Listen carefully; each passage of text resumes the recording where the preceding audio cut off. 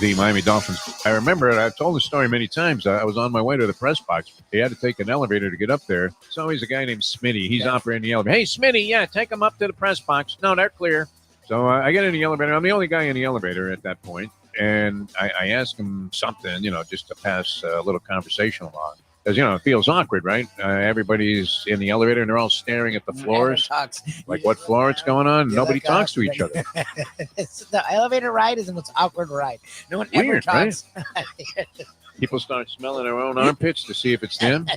I thought I had deodorant, huh? In Lubie's case, I don't know what you would recommend. We were thinking maybe a Dilaudid drip, because his worst fear is that Ryan Tannehill carries a team to a Super Bowl after he and many like him, including, I don't know that I was adamant that he could never do it. Ian Eagle. In regards to Lubie, he's not the first talk show host to fall victim to this. You make a statement, and then for the rest of your life, you root against that person because you don't want to be proven wrong. Oh my God. Like Ryan Tannehill is a nice guy. He's a class act. He's had a great second chapter with the Tennessee Titans. He's rebuilt his career. Yet there's Lubie in his basement with like a small little doll, sticking needles into the neck of Ryan Tannehill just because he doesn't want his original statement to come back to haunt him. And we've all been there. That's the thing. Like you can't get away from it, and it becomes very personal. Like there's no reason, there's no logical, rational reason for Mike to hate Ryan Tannehill. Zero. He's done nothing wrong. Nice to Lubie I met when him he was on before. the He show. was nice. Correct, and yet you still have these feelings of rage, which you may need to seek some form of treatment at this point. You need to talk to a professional. I can't help you. It's beyond my pay grade at this point. The time. Wake up with Defo, joined by Lubie. Welcome to the Defo Show.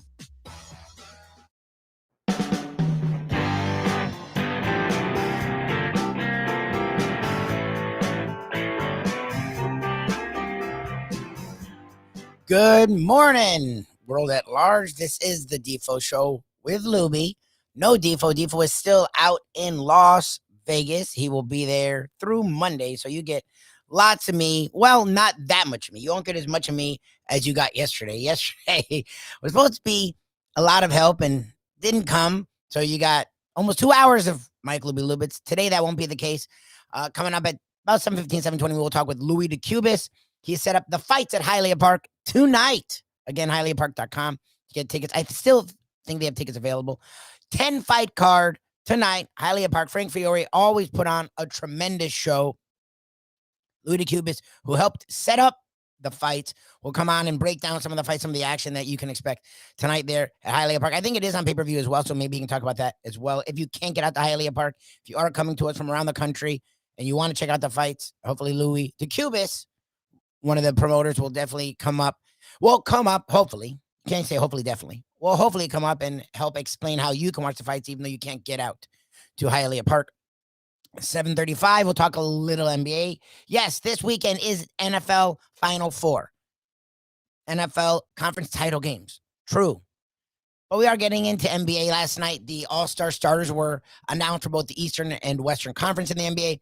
The Miami Heat the Miami Heat are the number one seed in the Eastern Conference and don't have one guy starting in the All-Star game. But actually, I mean, when you think about the amount of missed games their top four have had, it sort of makes sense.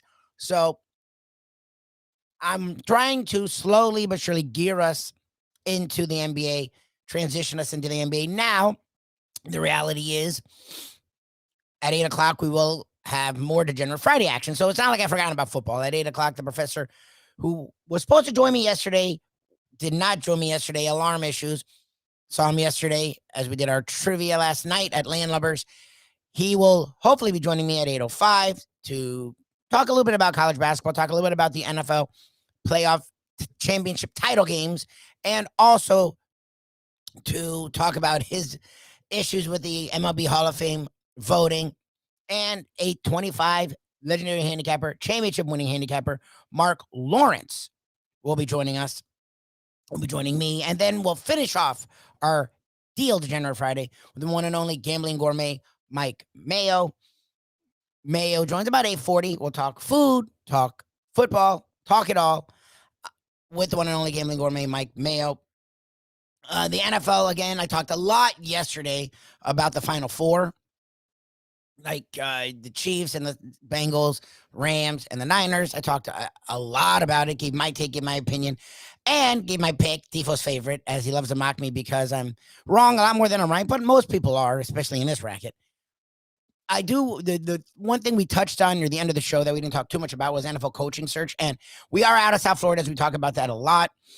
There were 8 jobs open. Now there's 6 as Denver Broncos take their name off the list, hiring Nathaniel Hackett, the offensive coordinator. They're going to be a package that happened near the end of our show yesterday. He really hasn't been an offensive coordinator long, and under Matt LaFleur at Green Bay, he doesn't call plays, so no one knows really what he does, but we do know he has a good relationship with Aaron Rodgers. Denver last year was one of the teams that was really going hard after Aaron Rodgers. Aaron Rodgers, after another season where they were good in the regular season, fell short in the playoffs. The murmurs are getting louder that he could be on the way out of Green Bay going somewhere else. So a lot of people are thinking Denver's trying to entice Aaron Rodgers as much as possible to come to Denver. The other job that went off the market yesterday was Chicago Bears. Matt Eberflus, the defensive coordinator for the Indianapolis Colts, is now going to be the head coach for the Chicago Bears. He's done a really good look. The Colts defense is tremendous. He's been there for a few years handling that.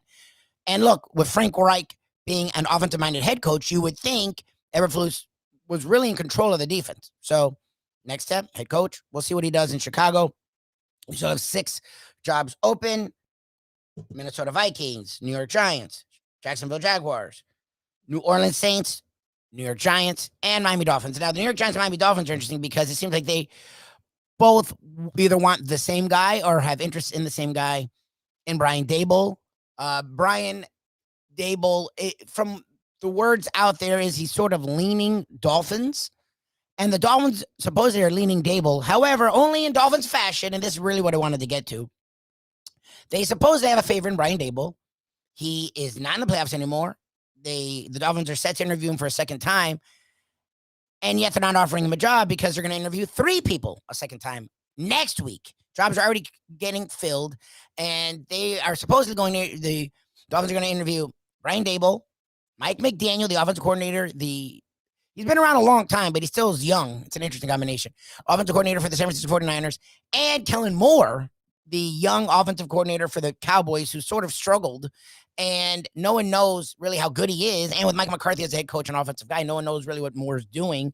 So it seemed like Moore has fallen out of favor with all the NFL teams. Of course, the Miami Dolphins are going to interview him a second time. So it's funny to me because the Giants like Daboll and they supposedly like Flores, and their favorite is Miami Dolphins former head coach Brian Flores, which would make me very happy. Let the Giants hire him, and then that way Daboll, really no one else is inquiring strongly to Daboll. So even if the Dolphins screw around, which is what they do, they still may be able to end up with him. Here's my thing with Daboll, and I talked about it a little bit yesterday. The dude, yeah, he was in the Patriots organization for a while, which doesn't make me happy. Their coaches don't seem to do well, but he's been elsewhere. It's not just like he was just there, and that's where he got all of his bones. He's been in a lot of places. He's coached with Nick Saban a couple times. He was with the Dolphins in 2011, which I didn't even realize. But he was with Nick Saban, most importantly for me, in 2017, where he coached a man named Tua Tagovailoa. Tua was a freshman, a redshirt freshman. He didn't play most of the year until the title game when he really shined, took over for Jalen Hurts in the second half of the championship versus Georgia, and he never looked back. Went on to being the guy that people were tanking for, including the Miami Dolphins, and is now the Dolphins quarterback who has not gotten any respect at all his entire time from his own team. So to me, if you have a guy that not only is an offensive-minded guy, he's worked with Tua, and he's done wonders with Buffalo. Because remember, when Daboll got there, the Bills, Sean McDermott's a defensive guy. The Buffalo Bills were a defensively focused team. Josh Allen was highly inaccurate. Josh Allen was a major question mark. Since Daboll's been there, Josh Allen's went from being solid to good to really good. Now, not only he's great, he's in the same conversation as Patrick Mahomes, the best quarterback in the league. And if you watched him last week, he went toe-to-toe. The only reason the Bills lost was not because of Josh Allen, was because no one could play defense, so whoever had the ball last was going to win. Brian Daboll, if he didn't have everything to do with Josh Allen's success, he had a lot to do with it. So, to me, he's good with young quarterbacks. That seems to fit perfectly with Tua Tagovailoa. And if it doesn't work with Tua, Okay, cool. You're gonna go get another young quarterback the next year. Dable would work with that. So it just seems to make sense, which of course the Dolphins would probably hire Kellen Moore or thank goodness Dan Quinn took his name out of runnings. He's not going to be a head coach. And the funny thing about Quinn is I wouldn't have minded him as a coach for the Dolphins because he has had success as a head coach. And even though he's a defensive guy, he actually did put an offensive-minded guy in Kyle Shanahan at the helm. They went to a Super Bowl. They should have won a Super Bowl. My only issue with Quinn is when the ship was sinking and Kyle Shanahan kept wanting to throw, when all they had to do was run for the Falcons versus the Patriots, Quinn didn't stop it. Like, to me, the head coach let the offensive guy do his thing until what he's doing is psychotic. Then the head coach should be like, hello, no, hold on. And Quinn never did that. So to me, that's my only black mark with Dan Quinn. He now takes his name out of the running of every head coaching job. So at least that's one guy the Dolphins won't go after. That's not offensive. Look, Brian Flores did a really good job with the defense. Brian Flores righted the ship, got the Dolphins back to being mediocre, where they were trying to get away from. To me, why would you then go hire another defensive guy, right? Like, look, the last offensive guru guy, Adam Gase, didn't work. True. But Adam Gase was really an offensive guru. If you look at what his success was, it was mostly with Peyton Manning, who we know Peyton Manning runs his own offense. Yeah, Peyton Manning liked Gase. He probably liked Gase because Gase let him do whatever the hell he wanted. Whereas you look at a Dable, his offensive guru status, first of all, no one calls him offensive guru. His status is he's coached young guys and done a good job with them. Well, that's what you want if you're the Miami Dolphins with Tua, especially year 3, when year 1 and 2, you had a coach that really discredited him the entire time. So it'd be cool to have a coach, to me, that really goes all in on Tua. So we'll see what the Miami Dolphins do. This upcoming week, they are going to, again, do 3 second interviews. Kellen Moore, which I think is just a throwaway. Mike McDaniel, the offensive coordinator for the Niners, that actually is supposedly building steam because he is creative. He's fun. My problem with McDaniel is I don't know how much he's doing with the Niners. Again, he's under Kyle Shanahan, who is an offensive guy who is highly involved in the offense. And also, he hasn't done this very long. So I think Mike McDaniel one day will be a fun, if not great, good to great head coach. I don't want to be his first stop. I don't know, especially at this point. Dable has done it. He's been offensive coordinator. He's been around college and pros. He's shown the track record. I personally, as a Dolphin fan, would like to see them go Dable. It seems like around the organization, they like to go Dable. So, of course, they're interviewing 3 people, including Dable, and putting off the decision. So we'll see what the Miami Dolphins do. This is the Defo Show with Lubie. Coming up next, we will talk fights, boxing. Exactly. We love boxing here. If you love boxing, this weekend, tonight, Hialeah Park Casino out there in Hialeah. Amazing place. We love them. You'll love them too, especially tonight. Frank Fiore putting on a great show. Louis DeCubis, the promoter behind the fights tonight at Hialeah Park. When we come back, we will have Louis talking to you. It's a 10-fight card. Super stoked for it. We will talk more about it next, let you all know what there's going on tonight. Again, HialeahPark.com if you want to get tickets to the fights tonight. Coming up next, we talk with Louis DeCubis. Following that, we will talk with Grant Long, a little NBA action. We do have our handicappers coming up at 8 o'clock. The professor, Ken Jacobson, will join us, talk a little bit about the playoff games, a little bit about college basketball, and maybe a lot about the Major League Baseball Hall of Fame, as we sort of railed against that earlier in the week when Defo was here. We'll follow that with Mark Lawrence, who will get hardcore to the championship games, and then finish up with the Gambling Gourmet Mike Mayo on this deal, Degenerate Friday. Defo is out in Vegas. He will be back Tuesday. So you get me today, me Monday, but I'm pounding you with guests. So unlike yesterday, you don't have to have too much of me. Appreciate everyone tuning in here on the ION channel. Don't forget, you can also check us out on 5 Reasons Sports Network. And each and every day, we do a podcast. Today, my guest will be Brandon Lang on the Believe Podcast Network After Hours with Defo and Lubie. Coming up next, we will talk with Louis DeCubis, who is the man that put the card together tonight for the Hialeah Park fights. Again, HialeahPark.com if you want to get tickets to that. Stay tuned. More after this on the Defo Show with Lubie on ION Sports Network. Hey there, it's Mike Mayo. Do you like steaks? Do you like seafood? Do you like classic old Florida charm?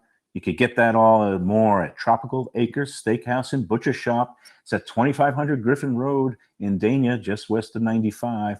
The Studiali family, they've been running the place a long time. It's been there more than 70 years. And it is now a place you can get early bird specials along with steaks to take home and throw on the grill yourself at the butcher shop. That's open 10 a.m. to 10 p.m. every day. It's open for dinner every night starting at 4:30, but they are closed on Sundays. Go to Tropical Acres. It's a place to go for a great meal, great people, good value. Tropical Acres. The championship meet is right around the corner at Gulfstream Park. The only place for live racing, Gulfstream's action has never been hotter. Whether it's on the track, in the casino, or part of the dining and entertainment offered at the Village of Gulfstream Park. Currently running Thursday through Sunday, Gulfstream's racing package is the best in the country, with all the top horses and people in the game pointing towards another tremendous winter season. Check out the remodeled first floor casino, open 7 days and nights a week, along with the many special events and concerts happening at Gulfstream Park. You can place your wagers from anywhere at firstbet.com.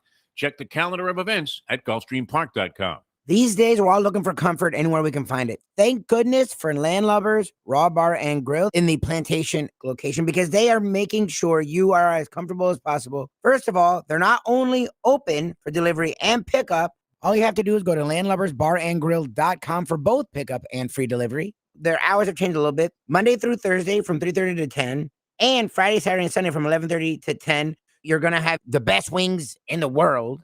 You're going to have a great burger. You're going to have their amazing soups. Again, Landlubbers, Raw Bar and Grill. It's nice and easy. Just go to landlubbersbarandgrill.com for both your pickup and free delivery. Thank goodness for Landlubbers for making you always feel right at home. Hey folks, Tony Segrello here. You know, since day one, Catholic Health Services has been part of Old School. And since we've started letting people know about them, it's changed their lives. You see, Catholic Health Services, while being recognized as one of the top places for stroke rehab in the country, it's also about a group of people who not just excel in what they do, from the doctors to the nurses to the therapist, on and on and on. It's how they do what they do every single day that separates them from the pack. They do it with a passion, unmatched, and the inclusion of family in every step of the process.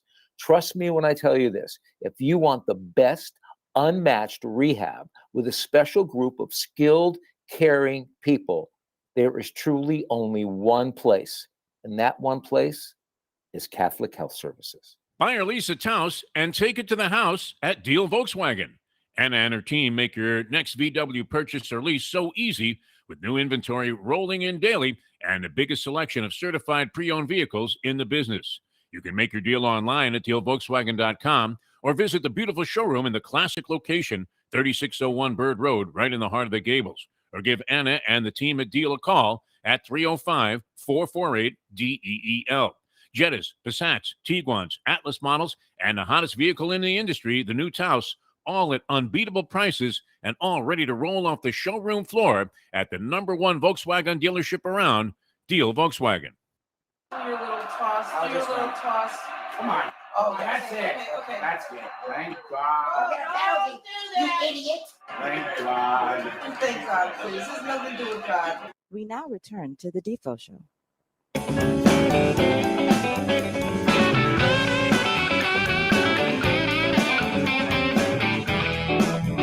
All righty, good morning once again. So my stiff streak is strong. Like I gotta say, like on the radio, yeah, once in a while you'll set up a guest and then they don't answer, or they're supposed to call and they don't call. Like that happens. Like it happens. Actually, the more we've done the show, the less it happens, because you have good relationships with people. You can read them, you know how to get them on and how to deal with them. You know who's gonna come on, who's not gonna come on, who's consistent, who's responsible, who's less consistent, who's more irresponsible. Here, it's been interesting. We really haven't been stiffed. Like we only do 2 hours as opposed to 4. So we're not putting as many. I get it. So the chances of getting stiffed are lower. But it's been, if I book someone, we've had them in the last 3 months. Now, of course, so I'm alone the last 2 days. Everyone's stiffing. The professor who we've done shows with for 11 years, who's a guy who helped me learn how to do a lot of the stuff I do on the side. No show yesterday. The alarm doesn't work. A dude who is literally more the one that taught me technology. So that's fun. The gurgles disaster yesterday was a great time. And now today, our first guest, Louis the Cubist, who called in Wednesday, but late. So we weren't able to have him, but we moved him to today because, again, tonight, the fights at Hialeah Park, we're super stoked about. he's the guy that helped put them together. So we figure why not have Louis on, talk about the fights. It is a 10-fight card. I think it starts around 6, goes into the night. What's cool again about the fights, not only Hialeah Park is amazing, it's one of the legendary gaming casino tracks in the world. But when it comes to fights, they not only put on shows inside, but what's cool is Frank Fiore, the man, the myth, the legend, they'll take it outside. And the weather this weekend, it couldn't have worked out better for Hialeah Park. The weather this weekend is amazing. It's going to be colder, which down here in South Florida, they hate. I love it because we don't get it a lot. Like cold for South Florida's 30s to 60s, right? That's what everyone's dealing with every single day right now around the country, let alone the world. So to me, since we've had 70s, 80s, 90s the last 10 months, a weekend of this is amazing, especially if you're going to be outside. You know what's coming. You're ready. You probably don't have to worry about much rain because when it's cold like that, it doesn't rain so much. I think the weather is going to be spectacular. The fights are going to be, I think, outside, but under an overhang, and gone to a few of them. It is a great time. You should definitely check it out, hialeahpark.com. Louis DeCubis was supposed to join us to talk more about the actual fights themselves. Did not hear from him. I'm batting like 250. I don't know. We'll see. Grant Long, I talked to him yesterday. I double checked. I'm like paranoid and neurotic at this point about people coming on with me.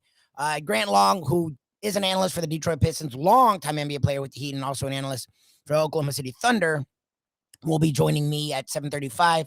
He assured me last night that he was ready. NBA, we haven't really talked too much about the NBA these days because, again, like I talked about yesterday, the NFL and Defo and I talked about Wednesday, football just takes over. Like when football's going on, nowadays it's the only thing we care about. But the NBA is going on. They did announce their all-star starters for the East and the West.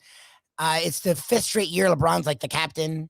It's so funny. Like the dude, whatever you want to say about LeBron, you like him, you don't like him, you shut up and dribble. He talks too much. He's too involved. He changes teams, and that's jerky.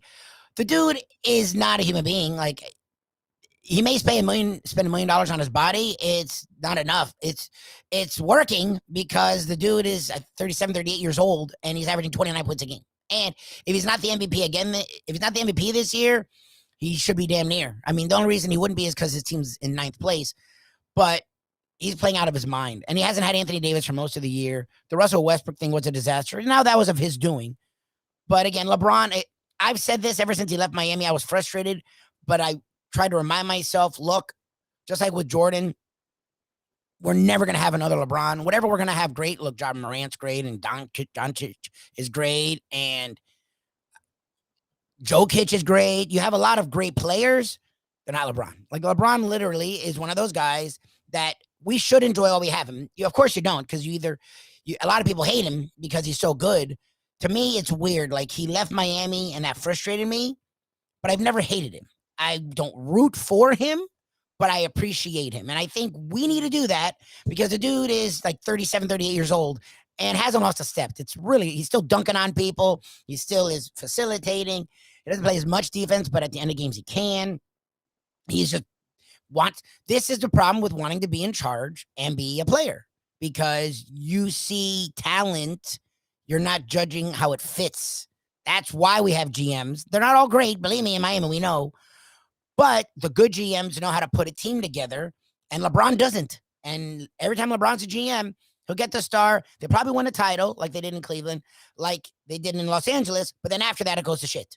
Cleveland and now Los Angeles. He wants the shiny piece. Well, Lonzo Ball, who he was a part of getting rid of, has become a monster with the Bulls and was really good with the Pelicans. Brandon Ingram has become an all-star caliber player every single year. Alex Caruso, who was a good tertiary player with the Lakers, is really good. So it's just interesting when these play.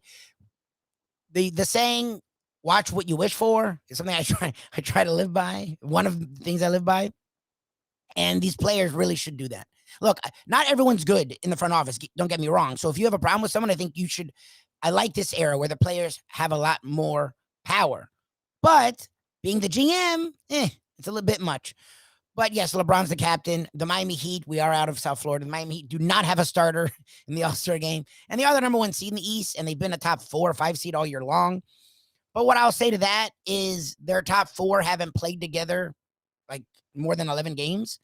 And all of those 4 with that have all had a lot of time injured. So Hero's had a really good year, but Hero is a bench guy. So is he going to be in the All-Star game? Unless you're like Ginobili or Kobe as a young guy as a bench guy, it's hard for bench people to get in the All-Star game. Bam, a lot of time hurt.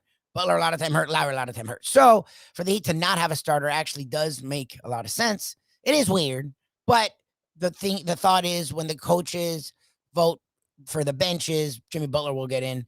To me, again, just like the attention thing I talked about yesterday with the Miami Heat, I don't care. Like this team, it doesn't have a LeBron or a Durant, right? It doesn't have these egomaniac guys that seem to feed off of the attention, good or bad. This team's very different. Like you have Lowry, who's never been a me guy. He's a I want to win, damn it guy. You have Butler, who is the definition of I want to win guy. You have Bam Adebayo, who's actually shown himself, even though he's become an all-star caliber player. I want to win guy. Tyler Hero, as you look at his outfits, seems to have the swag. Last year sort of delved into the me. As we've seen, that didn't work. So he pulled back to being a team guy. That's what this Heat team is. So to me, the lack of attention just fits them. Like, first of all, you can use the chip on the shoulder stuff. But on top of that, it's just they don't care. Like, so if they don't care, why do I care as a fan? So the Miami Heat don't have an all-star starter, but they're number one in the East. And Eric Spoelstra, once again, the guy that people don't talk about a lot, knows the game extremely well and has his team gearing up for a championship run. I mean, I don't know if they're going to win, but they're as good a contender as anyone. And they're now deep because guys like Vincent and Strus and Caleb Martin, who were have played key minutes, started at times and played really well. So when you get, now you have PJ Tucker back. You're supposed to get Morris back. You are supposed to add Oladipo, who had the major injury, but you didn't have to rush him. And he's an all-star caliber player that probably will be getting bench minutes. This team is super deep and super ready to make a run. And when you look at the Brooklyn Nets, a team that has not only a lot of injuries, all three other guys have had major injuries this year or missed time for whatever reason when you talk about Kyrie Irving. But they are all ego guys that it's always been weird how that's going to work. You look at the Bucks, yes, when they have Drew Holiday, they have Chris Middleton, and Giannis Antetokounmpo playing together, they're a great team. But a big part of their success last year was their bench guys. They lost a lot of their bench guys. Again, once you win, everyone wants to make money. PJ Tucker, who was a huge part of protecting Giannis because he's a physical beast, is now on that team that gave Giannis the most trouble, the Miami Heat. So it's going to be interesting. I talked about this yesterday, and we haven't talked as much NBA at all. I do like the NBA. I'm not going to lie. I don't watch it like I used to during the regular season, especially during the football season. But it is interesting, again, when you look at the standings and look at who's good and who's not. We will talk more about the NFL playoffs. Again, this is the Defo Show with Lubie here on the ION channel. Coming up next, we'll talk more NBA. I know you're like, NBA, the playoffs are this weekend. What are you doing? I know. We talk lots of playoffs. I promise we'll talk a lot more playoffs. 8 o'clock, The Professor. 8:25-ish, Mark Lawrence. And the one and only Mike Mayo, who, yes, he covered food. Yes, he covered the city desk. But he covered sports for a long time and has very strong opinions. So Mike Mayo, I'm sure, will bring you when it comes to the playoffs. So I promise, just because Devo's not here doesn't mean we're not going to get football talk. We'll get lots and lots of football talk. Already touched on the head coaching search again. My pick for the Miami Dolphins is Brian Daboll. So, of course, you're going to do second interviews for 3 guys, one being Daboll, and not make a coaching hire, even though the Broncos and Bears already started it off. Now the Dolphins. We will talk more about that as well, I'm sure. When we come back, we'll talk lots of NBA with former Heat great and current Detroit Pistons analyst, one and only Grant Long, right here on the Defo Show with Lubie on the ION channel. These days, we're all looking for comfort anywhere we can find it. Thank goodness for Landlubbers Raw Bar and Grill in the Plantation location, because they are making sure you are as comfortable as possible. First of all, they're not only open for delivery and pickup. All you have to do is go to landlubbersbarandgrill.com for both pickup and free delivery. Their hours have changed a little bit. Monday through Thursday from 3:30 to 10, and Friday, Saturday, and Sunday from 11:30 to 10. You're going to have the best wings in the world. You're going to have a great burger. You're going to have their amazing soups. Again, Landlubbers, Raw Bar and Grill. It's nice and easy. Just go to landlubbersbarandgrill.com for both your pickup and free delivery. Thank goodness for Landlubbers for making you always feel right at home. Play the ponies in style at Champions, the outstanding simulcasting room at beautiful Hialeah Park. Yes, the grand old lady of thoroughbred racing has never been more vibrant, And you can wager on the races from the top tracks around the country while enjoying a cocktail at the Brass Rail Bar or any of the fine foods served throughout the facility. If poker is your game, you're covered in style. And you can play all your favorite Vegas-style games, including blackjack, craps, and roulette, in Hialeah Park's sizzling hot casino. Get a player's card when you walk through the door for all kinds of generous amenities, including our favorite, free play, when you come out to the ultimate casino and entertainment destination, Hialeah Park. Hey, folks, Tony Segreto here. Let me ask you a question. What do you look for when you go out to eat? Good food, obviously, friendly atmosphere, not too loud, but good energy, reasonable prices, and a place where you feel comfortable. All those ingredients, no pun meant there, are hard to find unless you're talking about the Texas Roadhouse. You see, they encompass all of those attributes. Really, really good food, amazing atmosphere, good for a family, good for a date, or just a night out for yourself, and prices that will make you extremely happy. Their ribs, unmatched. Steaks, hand-cut every day. Everything, and I mean everything, is made on site, including their incredible bread. It's the one day, folks, that you can forget about low-carb diets. Trust me when I tell you, Texas Roadhouse, your restaurant, your destination when you say, where should we go and eat tonight? Recently, we realized it's not just hurricane season that can hurt us. Any time of year, things can happen to your home or business. And the insurance company can be your friend, but they also can be your enemy. Horizon Public Adjusters, Justina Testa, are here for you to help this process go so much easier. Before you call the insurance company, call Horizon Public Adjusters and Justina Testa at 954-809-8752. Would you go into court without an attorney? So why would you go up against an insurance company without Horizon Public Adjusters and Justina Testa? 7 to 10 times more money recovered with a public adjuster than if you went on your own. If there's no recovery, there's no fee. Give them a call at 954-809-8752. Why go up against insurance companies alone when you can have Horizon Public Adjusters and Justina Testa on your side? Hey, it's Mike Mayo, the Gambling Gourmet here for my friends over at Shenanigans Sports Pub. It's a great place to go to take in a game, a good meal, and a couple of drinks. My friend Patrick, he's been doing it a long time, and he's got 2 locations. West Side is right across from TY Park in Hollywood. And then the East Side location is at 1300 South Federal Highway in Dania Beach. Shenanigans is the place for wings, burgers, barbecue, fresh fish, anything you want, drink specials, late night dining, outdoor dining. It is the place to go, family friendly. Go to Shenanigans and tell them the Gambling Gourmet sent you. Grant Long joins us here on the show. All right, in your days at Romulus, if a guy was chucking him from 40, would he get beat up after school? I mean, this is Michigan basketball now, Detroit basketball. Yeah, I don't think you'd have to wait to after school. Start your day with a cup of Defo. It's now time for the Defo Show.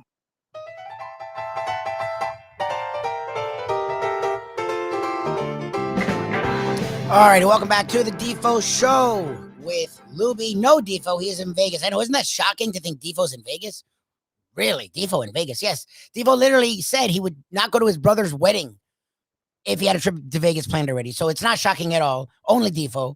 But he is in Vegas. He'll be back Tuesday. I am here on the ION channel. Talked a lot of NBA as we haven't lately because I'm just intrigued by who's good and who's not. It's a very interesting year. You don't have the same old sort. So to get deeper into it, a man that we love to talk to, played here for years for the Miami Heat, played in the NBA a long time, and has been an analyst for a long time now, an analyst with the Detroit Pistons. The one and only Grant Long joins us here on the Defo Show with Lubie. Good morning, Mr. Grant Long. Hey, what's up, Lubie? Driving the bus this morning, man. I can dig it. Nice. Yeah, I'm doing my best. I'm trying to be like you, trying to take over, sort of. Defo swears like I wait for him to get ran over by the bus. I'm not going to lie. This is not easy. I'd rather have him and let me do what the hell I do. So I do appreciate you sharing some time with me, making my job a little bit easier. All right, let's get started. Down here, as we always like to, as you spent a long time, and I know some of your heart is still here with the Miami Heat. The last night, the NBA All-Star starters, East and West, were announced. The Miami Heat are the number 1 seed in the East and do not have a starter. What's funny to me is that sort of makes sense, though, right? Like if their main 4 has been hurt a lot, they wouldn't have starters. What was most surprising to you, before we get to the Heat, about the release of the starters for the NBA All-Star game, if anything? Well, yeah, I think the surprise, I mean, you hit it right on the head. There's no Heat players that are on it. And I understand, like you said, all the injuries that they had to deal with. But I remember a lot of players not even after I retired, that were hurt at the time of the All-Star voting started and all of those things. I'll give a classic example. Tracy McGrady actually led the voting at the All-Star at his position when he was hurt. Obviously, he didn't play because he was hurt, but he still led the All-Star voting at his position. So whether you're hurt or not, these guys were hurt periodically throughout the season, throughout the first half of the season, but they're able to play now. So if that's the case, then they should be voted in because of their talent. And I think that's where I have a problem with none of the Heat players being on that qualify, because if they're able to play during the All-Star game, they should be able to get in, not because they were hurt during the season, because they're still good players. Now, having said that, I also understand when you put the numbers up, you have to give credit to where credit is due. The players that have been playing and they have the numbers, of course they should be in. Being a Heat guy for life, of course I want to put my guys in. I want to put some Heat players in there because at the end of the day, also they are playing a very good brand of basketball, and you got to give them a lot of credit. And let's just stay on the Heat, Lubie, because you think about the transformation of the Miami Heat, and how many different phases that they've gone through. Think about, Shaquille O'Neal, Alonzo Mourning, Dwayne Wade, that group. And then all of a sudden you get the trio of LeBron, Chris Bosh, and Dwayne. They win. And now look at how they're playing. It's a different style of play. You've got no real big center who dominates, but you've got guys on the perimeter knocking down threes. I think the Heat are one of the top teams at shooting and making three-point shots. They've just transformed themselves as the NBA has evolved. They have also evolved. So you got to give credit again. Pat Riley making it happen. Eric Spoelstra's been there the entire time. Give him a lot of credit because he's doing an outstanding job of keeping pace with the style of the NBA, and not only just keeping pace with it, but being competitive and being right up there as one of the top teams. This is the Defo Show with Lubie here on the Ion channel, talking with longtime NBA player, NBA analyst, now current analyst with the Detroit Pistons, Grant Long. Follow him up on Twitter at Grant Long 43. And it's interesting because to me, I don't know how slighted they feel, right? Like as a fan, I feel slighted. I know there are certain stars that have certain expectations. The Heat have put together sort of a group that it seems like they don't give a damn. Like the attention's cool, but they just want to win. Literally, Lowry, PJ Tucker, Bam, and Jimmy Butler have made their whole reputations on, I just want to win. I don't give a crap about the rest. So to me, I'm actually curious how slighted they feel, because I think this is sort of their script, right? Like they put this team together that has some stars, but really it's a bucket pail mentality team. And I think that's why some of the big other teams are sort of scared, because this team, to me, is sort of a combination of old and new. We've joked about how physical they are, but they also can shoot. I agree. They can definitely shoot with any team in the NBA, and it's not just one or two guys. Everybody, when you put them on the floor, has the ability to knock down that 3-point shot. And I like what you said, that lunch pail approach. I think when you combine skill set with, we've already talked about there's some guys that could possibly be on the All-Star team, but when you combine an All-Star caliber player with and the skill set that he has, now you on top of that say they're going to be very, very competitive and outwork you. We're not going to care about all the other stuff that goes on outside of just us competing as a team. Now that makes them a very difficult team to play, and actually a very difficult team to beat. And I think that's what, and you said it, that's where the Miami Heat, this team, that's where they're at. They're very competitive as a unit. It's not just about, I've seen games, I've watched them play where Jimmy Butler doesn't do anything. He's perfectly content with saying, "Hey, you guys, you go do it. You go do it. If you need me, I'm here. I'll be the facilitator of the offense. I'll pass. I'll rebound. I'll play defense." How many superstars in the league do you know that will do that? When we talk about, making other guys better, I don't think there's anybody in the NBA that puts it on display like Jimmy Butler does, because obviously he's an all-star player, but he certainly makes the other guys around him better, like giving them, their role to excel. It's not about Jimmy Butler. It's about winning. And I think when you have a culture like that, which I think the entire league knows that the Miami Heat has created a culture of winning and being competitive. I think a lot of that, it falls on Jimmy Butler's, and even though he's not been there as long as a lot of the other guys that we talk about in Heat lore, he certainly is going to be one of those guys that we talk about when it's all said and done that really did the organization proud. Grant, to me, the biggest story of the NBA season is it's usually like the teams that are shining. And look, you have the Phoenix Suns and the Warriors who have been really consistent all year, and the Miami Heat who have actually been surprisingly consistent. The biggest story to me is those teams that we thought would be fun but not have success and have taken the league by storm. Like to me, the Bulls, the Cavs, the Grizzlies, to me, are bigger stories than anything else because a lot of the time you'll have teams that are flash in the pan. We've even seen the Cavs last year, but by now they've sort of gone away. Those three teams not only are fun, but it feels to me like they're here to stay. Yeah, and you think about this: the Bulls with their new coach and a couple of new players. DeMar DeRozan, obviously, when he goes to Chicago, you have no idea how that's going to work out. But he's a quality player. He's an all-star caliber player, and one of the best, if not the best guy at shooting the mid-range or playing the mid-range game. He's not a heavy three-point shooter like the rest of the guys are in the NBA. He gets it done in that mid-range area and gets to the free throw line, old school style. So you figure, well, how is that going to work out? But it's been the perfect complement to Zach LaVine, and they have been torching the Eastern Conference. And I think that's a good thing. That's a very good story because, I mean, obviously it's the Chicago Bulls and all of the Michael Jordan stuff and this and this and this. So it's good to see them come back. And then you mentioned the Cavs. They've been without Colin Sexton, and he's their prime guy. They've still been able to get it done with the players that they've had, and they also, with the new coach. So that's a good thing, not only for the Cavaliers but for the NBA because it tells the rest of the NBA community that they're doing it right. They're being competitive with a very young team. With still Kevin Love is still on the team. Everybody seems to forget about him, that he's a perennial all-star or was a perennial all-star at one point, so he still has something in the tank. They're a solid team, and I think it also speaks to they're obviously the top of the Eastern Conference, Milwaukee, Philadelphia, Miami, and those teams like that. But for everybody else, it's been competitive from the fourth or fifth spot on down, and that's pretty good. Well, and it's something that we rarely say in the NBA. Like in the NFL, we've seen over the years teams cycle in and out. The hard cap sort of outside of the Patriots makes it really hard to like have these dynasties.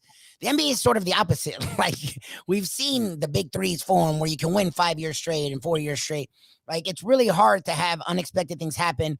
And the term wide open is something we don't use a lot in the NBA. To me, this year, it's as wide open as ever. Like the Nets have their nucleus, but no one knows when the hell they're going to play together. The Bucks have lost a lot off the bench. So like, and that was a huge part of the Bucks' success. To me, those teams like the Cavs and the Bulls and the Heat, who people really weren't giving too much credit going in, have almost as good a shot to get to the finals as the Nets and the Bucks. Well, here's my thing, and I said at the very beginning of the season, I said the two teams that will not, I don't know who's going to win the championship, but I said the two teams that will not be in the NBA Finals will be the Brooklyn Nets and the Los Angeles Lakers. Good for you. And I said, and I said that because I just felt like it was a lot of talent on the Lakers side, but you can see, they might be able to flip a switch when it comes time. I don't know, but I'm still going to stand by my word that I just don't think they're going to be in the finals. And I think the Brooklyn Nets, they've not been whole all season long. I just don't think you can all of a sudden get to the playoffs and say, okay, guys, let's turn it on and beat everybody in the Eastern Conference. When you look at a team like the Milwaukee Bucks, they're the defending champions. They can make some things happen. The Phoenix Suns, they are playing dynamite basketball right now. They're very well coached by Monty Williams, and they've got a good assortment of talent they play well together. So they're going to be a tough out. Golden State Warriors are going to be a tough out. I just don't think the Lakers are built to compete with those teams like that. And I think the Brooklyn Nets, although they're built to do it, we just haven't seen them whole yet. So we don't know what they're capable of doing. And meanwhile, the other teams are taking advantage of it. Yep. This is the Defo Show with Lubie here on the Ion Channel, talking with the one and only, man. That's near and dear to our heart, and I know all of South Florida loves this man, remembers this man very well. A guy, you talk about lunch pail, he was like both the lunch pail and the star combined, the one and only Grant Long here with us. Okay, you brought him up, so let's jump into them. The Lakers are the team that everyone not named Grant Long had up high. To me, I thought I sort of agreed with you, Defo and I, because Defo's always been a Westbrook fan. I like the guy just to watch him, right? But there's always been something around him where even though he puts up the stats, it still feels like he doesn't make people better. And with LeBron, you now have two ball dominant guys that need to play well together for this team to succeed. You play in the league a long time. I always like to get your opinion from when you were in the league. It's always been sort of a strange thing, right? Like, I love this era where players have more power. However, there is a reason there's a GM, a coach, and players. There's a reason where the best organizations we've seen in all of sports have their hierarchy. Everyone does their job well. The organization succeeds. When the roles get mixed up and intertwined, you see the Miami Dolphins or the New York Knicks. So LeBron, it's no secret that LeBron is highly involved, especially with the Westbrook move. And it seems like every time, it's such a weird thing, because every time he seems to get so involved, it feels like it goes backwards. Like, as a player, I'm sure you play with other stars. To me, what are your thoughts on, like, the player getting so involved? Because to me, well, I wouldn't want that. Like, I'd want to have a say, but I wouldn't want to be the guy telling them what to do, because especially in LeBron's case, it seems like it backfires almost every time. Well, and that reason that you just stated is the reason that LeBron James is as good as he is will never play for the San Antonio Spurs. He could never play for the San Antonio Spurs because Pop's not going for that. They've got that's one of the most winning organizations in all of sports, and they've been doing it the right way for a long, long time. And I agree with you. I think at some point you have to consult your star players, but you don't let them pick your starting five and your bench players. You don't do that. You have to have a general manager or president in place who knows what they're doing to put a team on the floor. Because if you think about the wake of LeBron James when he's in and out of those organizations, they've given up draft picks. Their players are gone. When he leaves, that team is decimated of their talent and their draft picks and everything else. I mean, the rebuild starts the moment he leaves. So that's your sacrifice that you give for taking on a guy like LeBron James and all that he brings to the table. Yeah, sometimes he wins, and you might think, okay, all of the things that he did to get here, and we won the championship, it was worth it. But if you don't win, and you've lost all of your draft picks, and your coaches are gone, and all those things, it's some devastation that he's left in his wake on his way out of the door, and that's the tough thing to come back from. I'll even go out on a limb now and say that Frank Vogel, their head coach right now, I'd be very surprised if he made it through the end of the season. Yeah. And I'd be very surprised. You heard it here first, that I'd be very surprised if he made it through the end of the season. And I like Frank. Yeah. He was one of my coaches when I was with the Boston Celtics as an assistant. So I know him very well. He's a good coach, but I don't think he'll make it through the end of the season. Well, it's just funny because LeBron has the best of intentions, right? Like, he wants to win now, so let me go get veterans. But then you look at the moves, and getting Anthony Davis was worth it. You got a title. But if you look at the guys that are gone, Lonzo Ball is one of the better guards in the league now, and he can shoot, which was his big issue, which would be exactly what you need around LeBron. Brandon Ingram, again, one of the better 3-4s in the league, and he can shoot, which is exactly what you need around LeBron. Caruso, who LeBron actually did like, is killing it with the Bulls. Like, all the moves they made, everyone's better, and then the guys they got are worse. Kendrick Nunn doesn't play. Russell Westbrook has been taken out of the starting lineup. Like, it's such a clown show, and to me, it's like, as a player like LeBron's status, I get you want the power, but don't you take a step back and go, I want to win more? Yeah, and that's what I would think too, and that's why when you have a player, like I said, I don't mind you consulting your star players, of course, but and working in conjunction with them, but you don't let them pull the strings. I'm sorry, you just don't do that. That's what you have a general manager for. That's what you have your scouting team and your support staff for. You let them do their job, and I think when you respect each other's jobs across the board, then that's what you have. You have, listen, there's no if, ands, or buts who's running the show in Miami. It's Pat Riley, and that's the way it's going to be. But that's how it should be. When he's a guy that has a very huge basketball acumen, and he should be running the show. He should be the guy in charge, and what he says should go. Yes, he's going to good players, good leaders rather, take input from everywhere, and they ultimately make a decision. And that's what, good organizations do. You put people in the right place. They listen to everything, and they ultimately make a decision based on the information that they have. But it's not the player that makes that decision. They just offer information. Grant, you are the best, man. We love you. Hopefully the Detroit Pistons pick things up. They have been fun to watch. So we'll definitely stay tuned to you, especially as football's ending. We always find more time to spend with the one and only Grant Long. Next time, I promise Defo will be here, but thank you for helping make my job easier. Have a tremendous weekend, and we'll talk to you soon. The one and only Grant Long.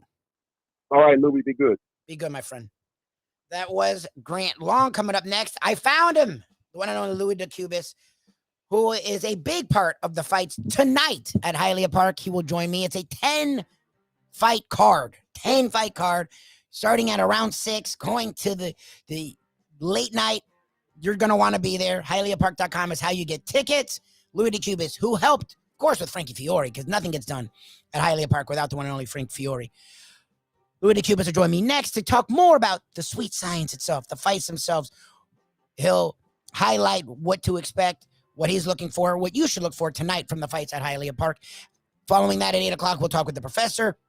Start getting your gambling angles on things. A 25 championship-winning handicapper Mark Lawrence will join us. And we finish off with the Gambling Gourmet himself, the one and only Mike Mayo. This is the Defo Show with Lubie right here on Ion Channel. More after this. Hey, folks, Tony Segreto here. You know, since day one, Catholic Health Services has been part of Old School. And since we've started letting people know about them, it's changed their lives. You see, Catholic Health Services, while being recognized as one of the top places for stroke rehab in the country, it's also about a group of people who not just excel in what they do, from the doctors to the nurses to the therapists, on and on and on. It's how they do what they do every single day that separates them from the pack. They do it with a passion, unmatched, and the inclusion of family in every step of the process. Trust me when I tell you this. If you want the best, unmatched rehab with a special group of skilled, caring people, there is truly only one place, and that one place is Catholic Health Services.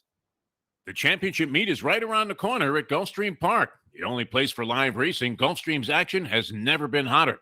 Whether it's on the track, in the casino, or part of the dining and entertainment offered at the Village of Gulfstream Park. Currently running Thursday through Sunday, Gulfstream's racing package is the best in the country, with all the top horses and people in the game pointing towards another tremendous winter season. Check out the remodeled first floor casino, open 7 days and nights a week, along with the many special events and concerts happening at Gulfstream Park. You can place your wagers from anywhere at firstbet.com. Check the calendar of events at gulfstreampark.com. From the newly renovated sports bar to the beautiful bayside views captured at the Tiki Bar, Jimmy Johnson's Big Chill has it all. Located at mile marker 104, the Big Chill also offers waterfront dining while experiencing breathtaking sunset views of the Florida Keys. It's simply the hottest spot in the Keys to cool off. That's Jimmy Johnson's Big Chill at mile marker 104 in Key Largo. For more information, call today at 305-453-9066. Buy or lease a Taos and take it to the house at Deal Volkswagen. Anna and her team make your next VW purchase or lease so easy with new inventory rolling in daily and the biggest selection of certified pre-owned vehicles in the business. You can make your deal online at dealvolkswagen.com or visit the beautiful showroom in the classic location, 3601 Bird Road, right in the heart of the Gables. Or give Anna and the team at Deal a call at 305-448-DEEL. Jettas, Passats, Tiguans, Atlas models, and the hottest vehicle in the industry, the new Taos, all at unbeatable prices and all ready to roll off the showroom floor at the #1 Volkswagen dealership around, Deal Volkswagen. Let's hope we're dead wrong about a lot of things. That could be another book that we put out. Let's hope we're dead wrong about a lot of things. The end is near. You can tell the end is near, man. You can definitely do that. The modern day odd couple, Defo and Lubie, are on now. It is, of course, the Defo Show. All right, welcome back to the Defo Show with Lubie. Once again, the man, the myth, the legend himself is shockingly in Las Vegas. I mean, because who would ever think Defo would be in Vegas? I am here, and I am lucky enough to be joined by a man who had a lot to do with the tremendous card that you will see tonight at the iconic Hialeah Park. The one and only Louis DeCubis joins us now here on the Defo Show with Lubie. Good morning, Louis. How you doing? Good morning. Good morning to everybody listening. I just want to say that, that I'm really happy to have the start here in Hialeah. I'd like to thank Frank Fury, John Brady Jr. for another great event that's going to be happening in tonight at Hialeah. We got 10 fights. The main event, we got a great fight. Johnny Aguilar's of Cuba, undefeated, 8-0, two-time world amateur champion, bronze medal winner in Brazil, against a very, very good Venezuelan fighter, Michelle Banquist, 19-1, 13 knockouts, is a current IBO champion, which just happens to be a great main event. It's a pick 'em fight, Cuba against Venezuela. Okay. Also on the card, we got Jorge Romero, a local kid, 21-0 with 13 knockouts, fighting Lucas Baez, a veteran of 50 professional fights. We also have Abraham Martinez, undefeated, 9-0 with 7 knockouts against the Cuban Olympic Oreste Velasquez, 2-0 with 2 knockouts. And then we have Ariel Perez, La Máquina, 6-0 with 5 knockouts against Drew Carbonell of Virginia, 10-1 with 8 knockouts. Total 10 fights. The prices start at $30. Ring size are $200. Nice. It's outside, so it's great for the fans with the current environment we're in. And every fight promises to be a great fight. Well, Louie, and what's great, and that's a pro. I didn't have to say anything. It's like Don King. He just took over for me. Thanks, Louie. What's tremendous is not only it's outside and it's always a great time at Hialeah Park, but the weather this weekend is going to be spectacular. It could not be a perfect mix for the fan and for everyone at Hialeah Park. 100%. It's nothing better than going to an outdoor show at the Hialeah racetrack with the fans. Everything's a great environment. You want to bring your family. All the fights are good, and after that, you can play the slots and you can party. Have a great time out there, and it's a great time. No one parties better than Frank Fiore and Louis DeCubis. It's a 10-fight card. Super stoked for it tonight. Again, HialeahPark.com is where you can get tickets. Let me ask you, because Defo and I know the tickets are flying off the shelves. Are there tickets still available? Because I know people have been asking us, so I just wanted to touch base if you knew if people could still get tickets since it is fight day. You can still get tickets. Nice. All the tickets are available, and looking forward to seeing you guys out there. It's a great card. All righty, Louis. Thank you so much. Appreciate your time, and we'll definitely keep talking to you as Hialeah Park continues to bring great boxing action down here to South Florida. Again, tonight, 6 p.m., I think it kicks off. HialeahPark.com if you want tickets. 10-fight card only right here tonight at Hialeah Park. Thanks a lot, Louis. Appreciate it. Oh, thank you. Thank you. Again, that was Louis DeCubis, promoter to the of our promoters. Promoters are the best. Like, you literally don't have to say anything. You just say, Louis. And then they go for 15 minutes. Defo talks about the time that he teed up Don King and he forgot he had to put a bet in. And Don King started. He went to the window, put the bet, came back, and Don King was still going. I'll never forget the time we had Don King. We used to do a show at a place called the Ocean Manor Hotel. And they had like a tea. We called it the tea because they had a tiki bar in the back. But it wasn't a schmanky tiki bar. It was like a restaurant itself that just was tiki bar-esque. And we had Don King. And word got out, and the line to get autographs for Don King was like 200 people. It was ridiculous. And it was great because you could say nothing. Just say, we're here with Don King. And then he would talk for 25 minutes. It was amazing. Promoters are tremendous. They're like on it like no one else. So as a host, they're the best guests because you don't have to say a damn thing. They do your job for you. So Louis DeCubis, thanks for joining us again tonight. HialeahPark.com if you want tickets. As Louis just said, tickets still available. 10-fight card. It's going to be tremendous. Frankie Fiore, everyone at Hialeah doesn't do anything less than fantastic. Definitely check it out. And I think you can find it on pay-per-view as well. Coming up next, the man that stiffed me, but he's actually the reason why I'm still surviving financially. So I can't ever give him any guff because thank God for the one and only Professor Ken Jacobson. Most of the stuff we do wouldn't exist without Ken Jacobson. So he's not a morning person. Look, until I started this with Defo in the mornings in 2013, I wasn't a morning person either. So I definitely feel that. But he wakes up in the morning for us pretty much every Friday. The one and only Ken Jacobson. You know him as the Professor. You haven't seen him. Well, if I can send him the invite, you'll see him coming up next. The one and only Professor joins me here on the Defo Show with Lubie. Again, Defo is out in Vegas. He will be back Tuesday. So you get me today. You get me Monday. But as you can see, I'm doing my best to actually get you guests because yesterday was fun. Look, I love talking, as you can tell. My in-laws, because my wife and I are talkers. So my in-laws, it's funny. They always are like, what the hell are the kids going to be like? If they're talkers, oh my God.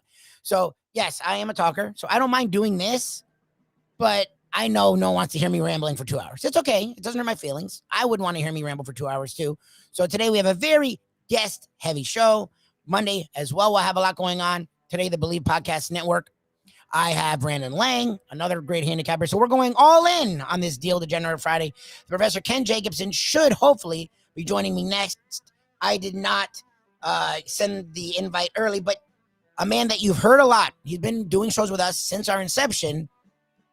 If he gets the link in time, you'll be seeing next. This is the Defo Show with Lubie, coming up right here on the Ion channel with the Professor next. It's the Gambling Gourmet for Cafe Seville in Fort Lauderdale. It's one of my favorite places. It is old school joint that's serving Spanish and classic continental cuisine in a cozy, friendly setting. It's at 2768 East Oakland Park Boulevard.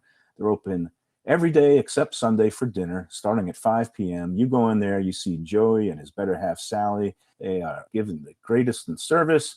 And the food, oh my gosh, it's paella, shrimp with garlic sauce, stuffed veal chop. They serve this great, fantastic, warm sourdough bread.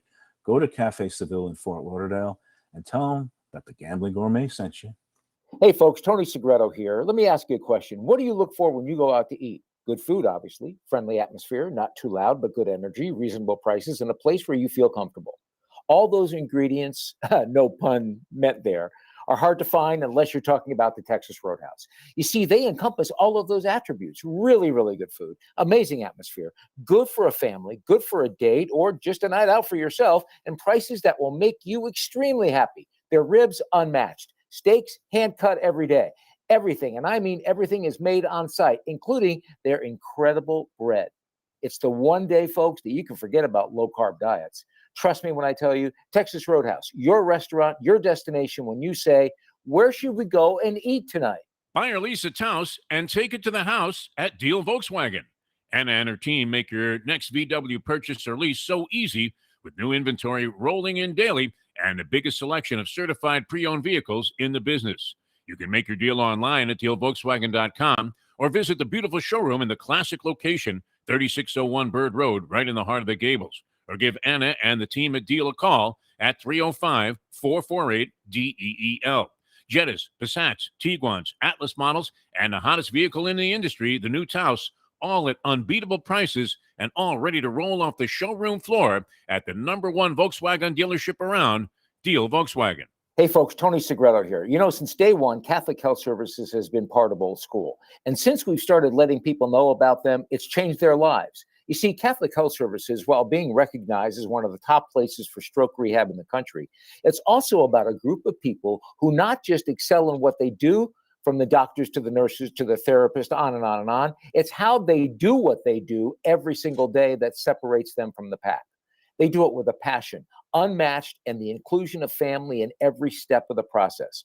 Trust me when I tell you this. If you want the best, unmatched rehab with a special group of skilled, caring people, there is truly only one place, and that one place is Catholic Health Services. These days, we're all looking for comfort anywhere we can find it. Thank goodness for Landlubbers Raw Bar and Grill in the Plantation location, because they are making sure you are as comfortable as possible. First of all, they're not only open for delivery and pickup. All you have to do is go to landlubbersbarandgrill.com for both pickup and free delivery. Their hours have changed a little bit. Monday through Thursday from 3:30 to 10, and Friday, Saturday, and Sunday from 11:30 to 10. You're going to have the best wings in the world.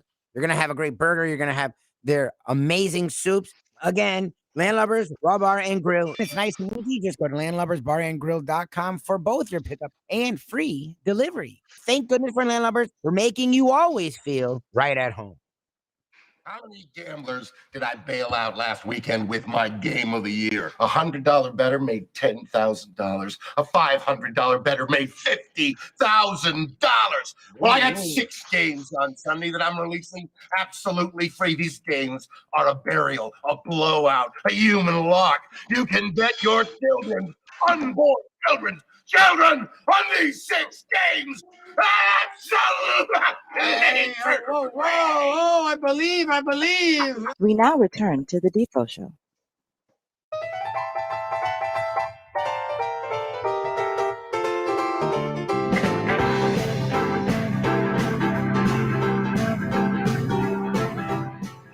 So we've been doing shows with this gentleman literally since our inception.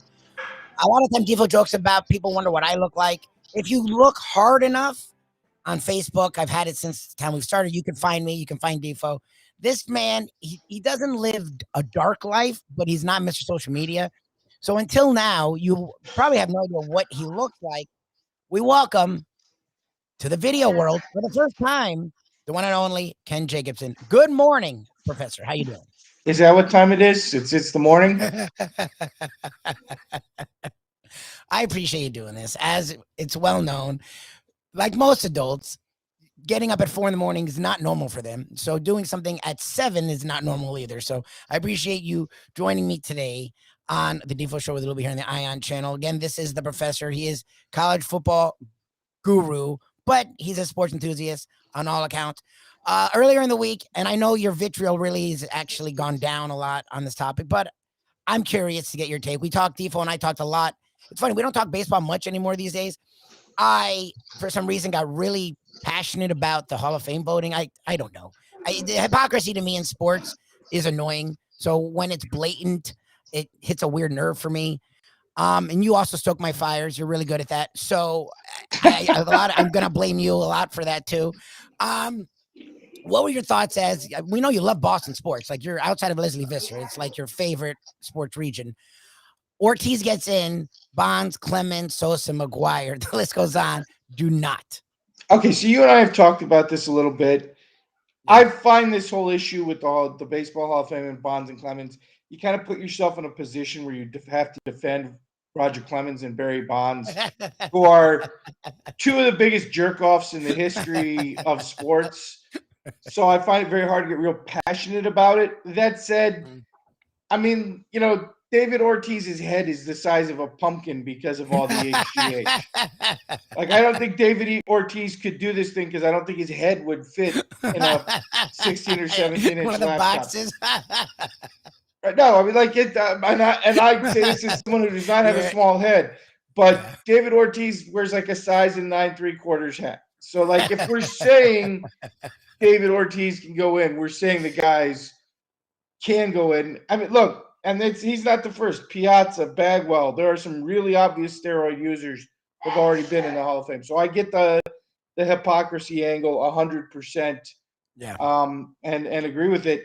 That said, again, at the end of the day, how passionate about it you want to be comes down to your desire to defend the honor of Roger Clemens and Barry Bonds. And I don't have a lot of desire to do that, frankly. I was gonna say, as you quite often do, open my eyes. I was passionate in the sense that, to me, it was a fever pitch this year, right? Like I've always hated Barry Bonds and Roger Clemens. So again, to defend them was a little awkward. But I like David Ortiz. But again, if you look at the stats, one dude sucked for most of his career, magically went to Boston, fails a drug test, supposedly never uses it again, and goes to 10 All-Star games and wins 3 World Series. The other two guys are great their entire career, and it's harder to delineate when the roids started because they were just always great. Those two guys don't go in, and then the guy who sucked for half his career did. It's just the hypocrisy reigns supreme, but we've seen it in sports our entire lives. You want to move on to football. College football is what we have you on here, but you're a big football fan. And before we get to this weekend's action, you are a Dolphins fan. You're very sarcastic Dolphin and very bitter and angry, even more than me, Dolphin fan. The Dolphins coaching search is going on. Where are you with that? Like, who do you want to see? Because you and I know off air where you are, but we haven't really talked to you about this on air. As a Dolphin fan, as a very bitter and angry Dolphin fan, who would you like to see as the Dolphins' next head coach? And where are you with their coaching search? I mean, who would I like to see? I'd like to see Eric Bieniemy, but that's not going to happen. They're not going to wait another few weeks for him to be available, and that's assuming he even wants a job, which you and I have discussed off the air. I'm not sure if I'm Eric Bieniemy, I even want another job. I'm not sure. I don't want to wait for Andy Reid to step down in Kansas City and take over and get 10 years of Patrick Mahomes. Of the guys that have been talked about, I'm okay with Brian Daboll. I mean, he seems like he's done a pretty good job in terms of building his resume throughout. He's gotten to the point where he's definitely due a head coaching job, and he's got experience working with Tua and having success with Tua. So I'm okay with that. I'm okay with the 49ers offensive coordinator just because he seems like the personality really clicks with players. And frankly, I think we could probably use a player's coach coming off of Brian Flores. No, you laugh about that. And I know I've floated it's true. let's say, interesting Flores. things about Brian Flores over the years. I think Brian Flores did a lot of damage to this franchise. And I think the bigger question really than coach is what direction the Miami Dolphins organization is going with this hiring. Okay, here's the thing. The Kansas City Chiefs are not going anywhere. As long as their triplets of Kelsey, Hill, and Mahomes are there, everything else is plug and play for them. They're going to be at this level for a while. The Buffalo Bills are not going anywhere. The Cincinnati Bengals, if they can get their offensive line fixed, may very well get to this level pretty quickly. The title game now. For all the we only missed the playoff by a half a game, we only missed the playoffs here. But the Miami Dolphins are not close to being a championship contender. They are close to being a team that gets into the wild card and gets smoked in the first or second round of the NFL playoffs. So, is the idea a quick fix coach is going to come in here and make Dolphins fans happy by making a wild card game and getting us in? Or is the idea trying to build a franchise that is a Super Bowl contender? Because those are two different goals. And if it's going to be the former, if it's going to be a team that's the latter, a team that's trying to build to a Super Bowl contender, Dolphins fans may have to give some things up, because I will tell you, some of the quick fixes talking about, namely Aaron Rodgers or Russell Wilson, or even a move for Deshaun Watson, those do not make Miami a Super Bowl contender. Those make Miami a wild card team. But just a quarterback move or a name for a big name quarterback. So again, what direction are we going?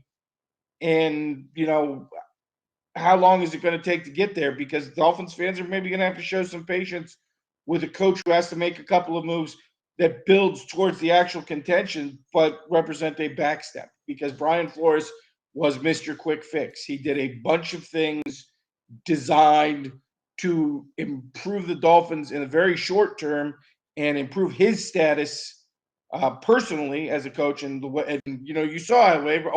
Brian Flores might be coach of the year for going 9-7. And again, no, I was talking about 2 years ago. Or is it 10-6? Yeah, 10-6. Yeah, Brian Flores might be coach of the year for winning 5 games the first year. People actually said that. Yeah, Devo did. This is all I'm saying is we went with a bunch of moves like that.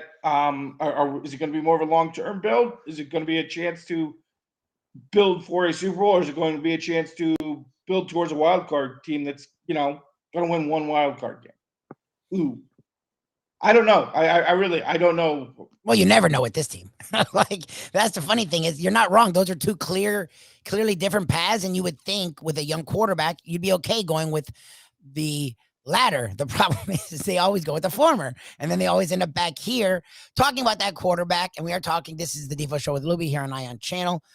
Coming up next, we will have legendary handicapper Mark Lawrence talking about handicapping. So I'm very curious to see what it's going to do with these 2 games, because these are two of the toughest lines I can remember in a championship weekend either. I could make an argument for any 4 of the spots. We know you don't do a lot of NFL playing yourself, so that's why you're a man. I'm not going to tell you to do something I wouldn't do myself, but I'm going to go against that and be a hypocrite and at least pick your brain about that. But before we get there, you were a guy that got me, I will admit it, on the Tua train early, right? You were all in on it. It wasn't really taking for Tua in the sense that it was just be really bad Miami Dolphins so we can get a quarterback.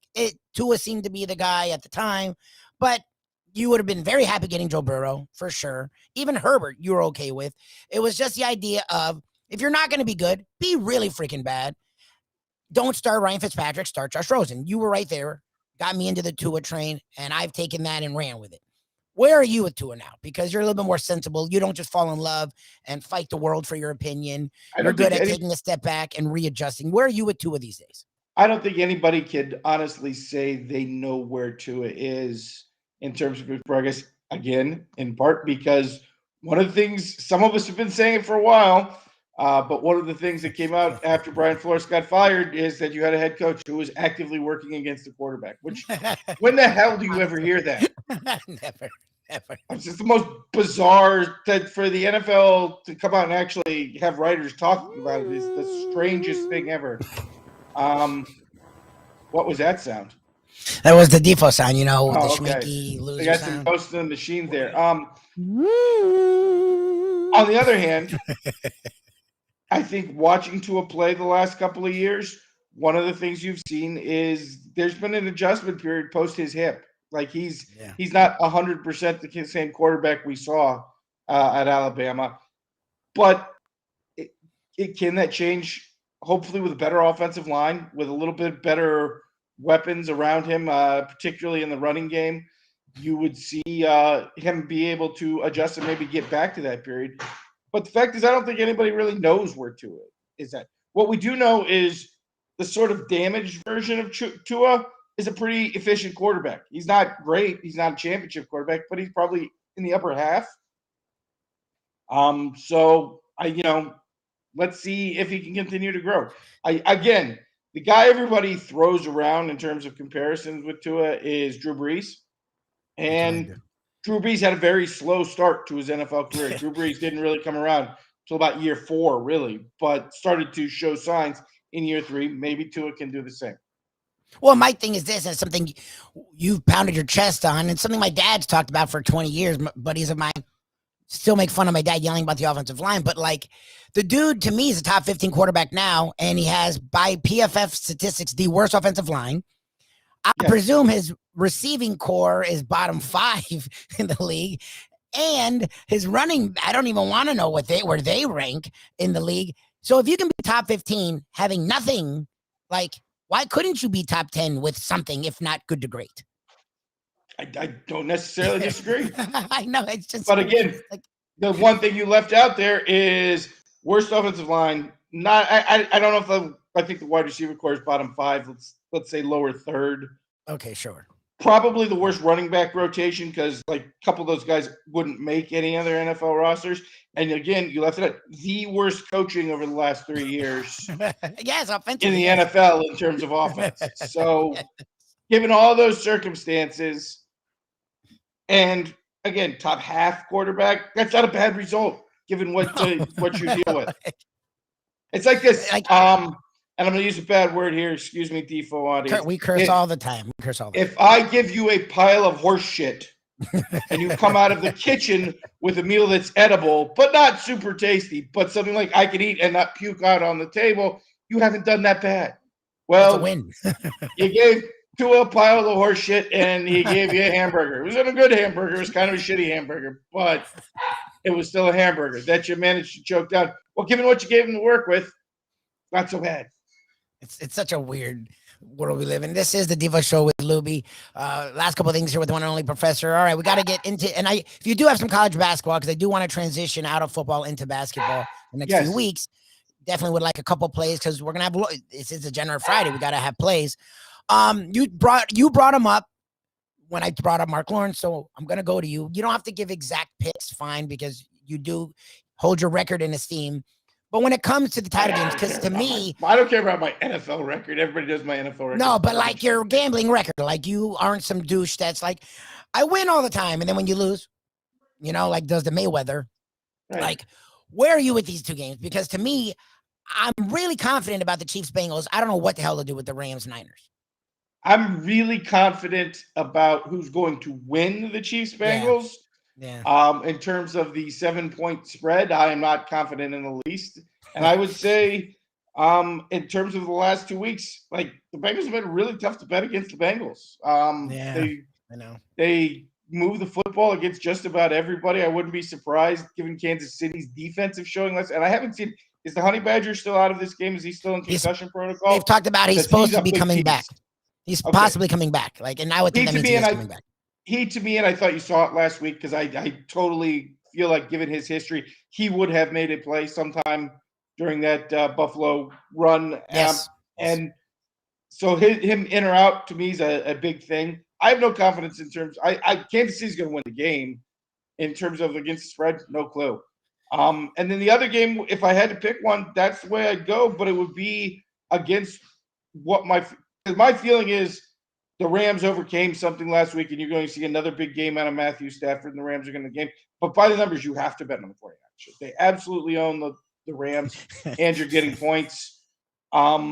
I would, if you gun ahead, have to take something. I'll take the Niners in the 3.5.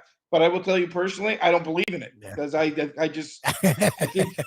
what you watched in the last 30 seconds or so of that Tampa Bay game was a things sort of congealing for a team finally after years and for a player, honestly, in Matthew Stafford. I feel like Stafford is a guy who never in his past would have made that play. On the other hand, there's something to be said that like Stafford used up everything last week and made it inevitable he's going to throw 4 interceptions this week. Honestly, I don't know. And let me just be clear. I'm in the Mina Kimes camp. Jimmy G is garbage. I have no idea why anybody is upset with her about pointing out that he's like at best average, because I think average is really generous for Jimmy G. So again, I'm advising you in terms of the way things are going, you have to take the 49ers, but Jimmy G is garbage, and I think the Rams are actually going to win. So that's how confused I am with this weekend's numbers.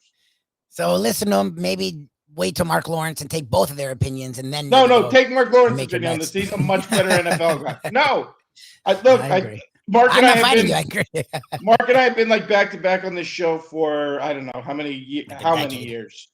At least 8 years. I will argue. Very rarely will I even argue with Mark on college because we some reason don't run into a lot of the same games. But 100%. Listen to me on college, listen to Mark on the NFL 100 times out of 100. He's much better. All righty, Mr. College. Before we go, there's no way we do a professor time without some picks. College basketball is going. I know no one knows it because we barely know the NBA is going on, but it is going on. College basketball is something the professor does pay a lot of attention to. What is the action you're paying attention to this weekend? This weekend, I think the one in terms of college basketball everybody's paying attention to is the SEC Big 12 Challenge. Unfortunately, you didn't get a lot because these matchups are based on preseason ratings. You're not getting a lot of the matchups you would hope to get. I would tell you, we were talking about it a little bit in the text thread I know you're part of. The short course on that challenge is the home teams have thus far been played for like 2 or 3 years, absolutely dominated it. Some things I would look at, Kansas and Kentucky, if it's a relatively tight line, which I think it probably will be, 4 or 5 points anyway, I would look to Kansas. Obviously, Kentucky, a very young team. They're very talented, and they're good. But Kansas loses at home out of conference about once a decade, and I doubt it'll be tomorrow. Some other matchups in that one, West Virginia and Arkansas, it should be interesting. And then I think in terms of okay, we just got a message, by the way, that Jimmy G is better than Tua. No, he's not.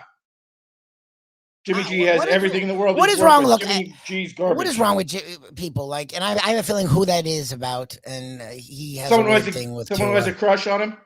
Because that's the main thing. Usually with Jimmy G, people who like him do everything because he's so handsome. Like that. Oh, you mean on our chat? I love you, Big Possum. What is people's thing with he Jimmy is better looking than Tua. I know that. Is it the looks thing? I can't believe I'm responding to this.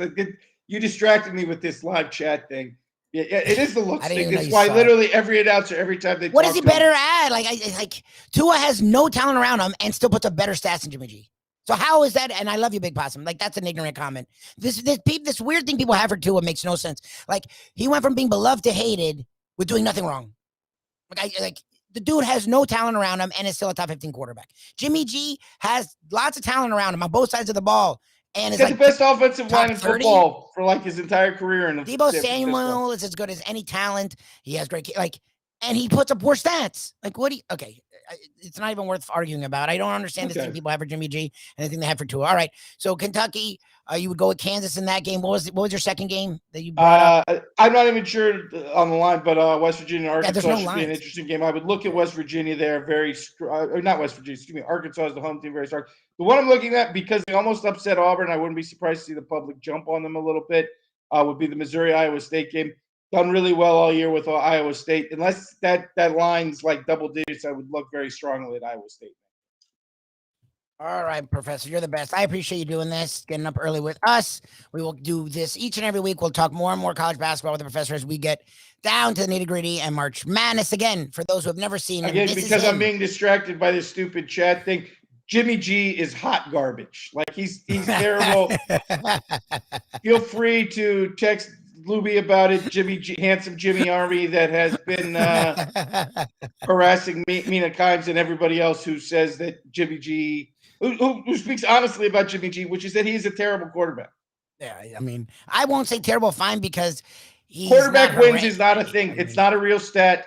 It's a garbage stat for people with a very thin understanding of the sport at best, who basically can only read a box score. And Jimmy G doesn't have some magic power that wins games. Jimmy G is a bad quarterback. What's funny is if quarterback wins is so important, then why is Tua not better than Herbert? Tua has a better record than Herbert.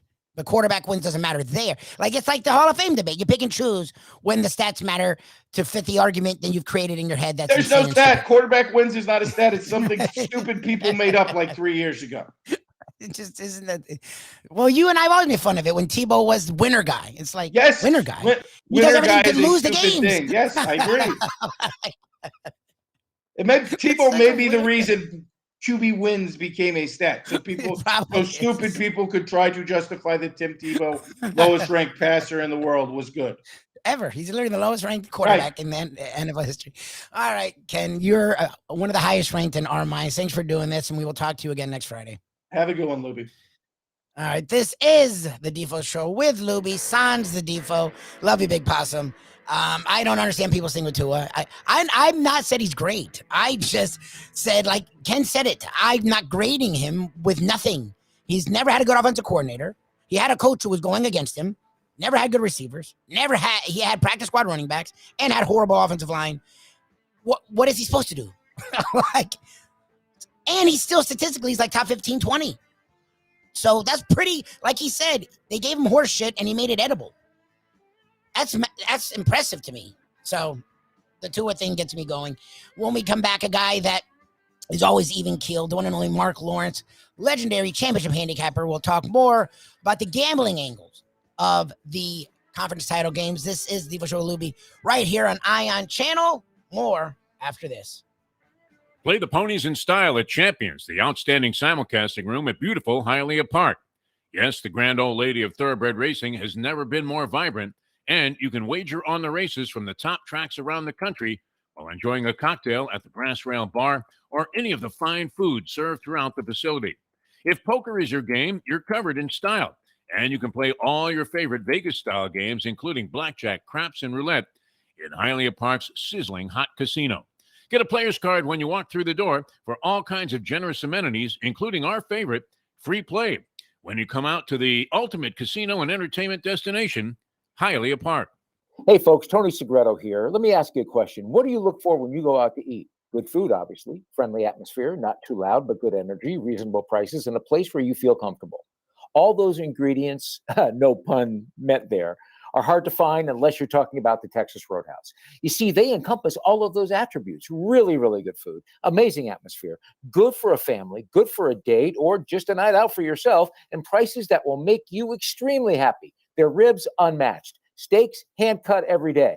Everything, and I mean everything, is made on site, including their incredible bread. It's the one day, folks, that you can forget about low-carb diets. Trust me when I tell you, Texas Roadhouse, your restaurant, your destination when you say, where should we go and eat tonight? Hey, it's Mike Mayo for Even Keel Fish Shack, corner of A1A and Commercial Boulevard at Lauderdale by the Sea. It's my favorite place now for great seafood in a casual beachfront setting. They've got happy hour 4 to 7 Monday through Friday.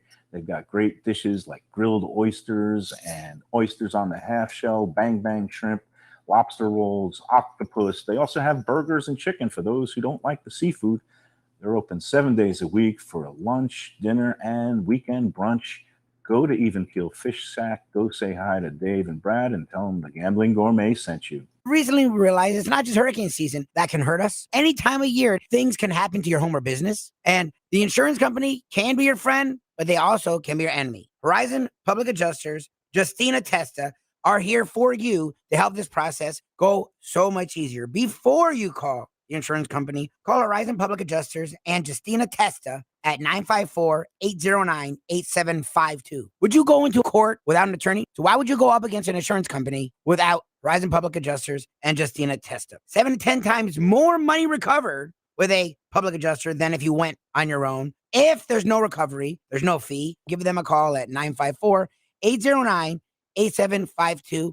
Why go up against insurance companies alone when you can have Horizon Public Adjusters and Justina Testa on your side? Buy or lease a Taos and take it to the house at Deal Volkswagen. Anna and her team make your next VW purchase or lease so easy with new inventory rolling in daily and the biggest selection of certified pre-owned vehicles in the business. You can make your deal online at dealvolkswagen.com or visit the beautiful showroom in the classic location, 3601 Bird Road, right in the heart of the Gables. Or give Anna and the team at Deal a call at 305-448-DEEL. Jettas, Passats, Tiguans, Atlas models, and the hottest vehicle in the industry, the new Taos, all at unbeatable prices and all ready to roll off the showroom floor at the #1 Volkswagen dealership around, Deal Volkswagen. Mark Lawrence, burial last night with the hook, the dagger right there in the small of my back. That hook did me in again. I should know better. What would happen to you? We've asked you this before. If you actually were giving points in a ball game, would you be able to live with yourself or look yourself in the mirror the next day? I would probably be ordering my last meal at the same time. There is nothing better than Defo. It's now time for the Defo Show.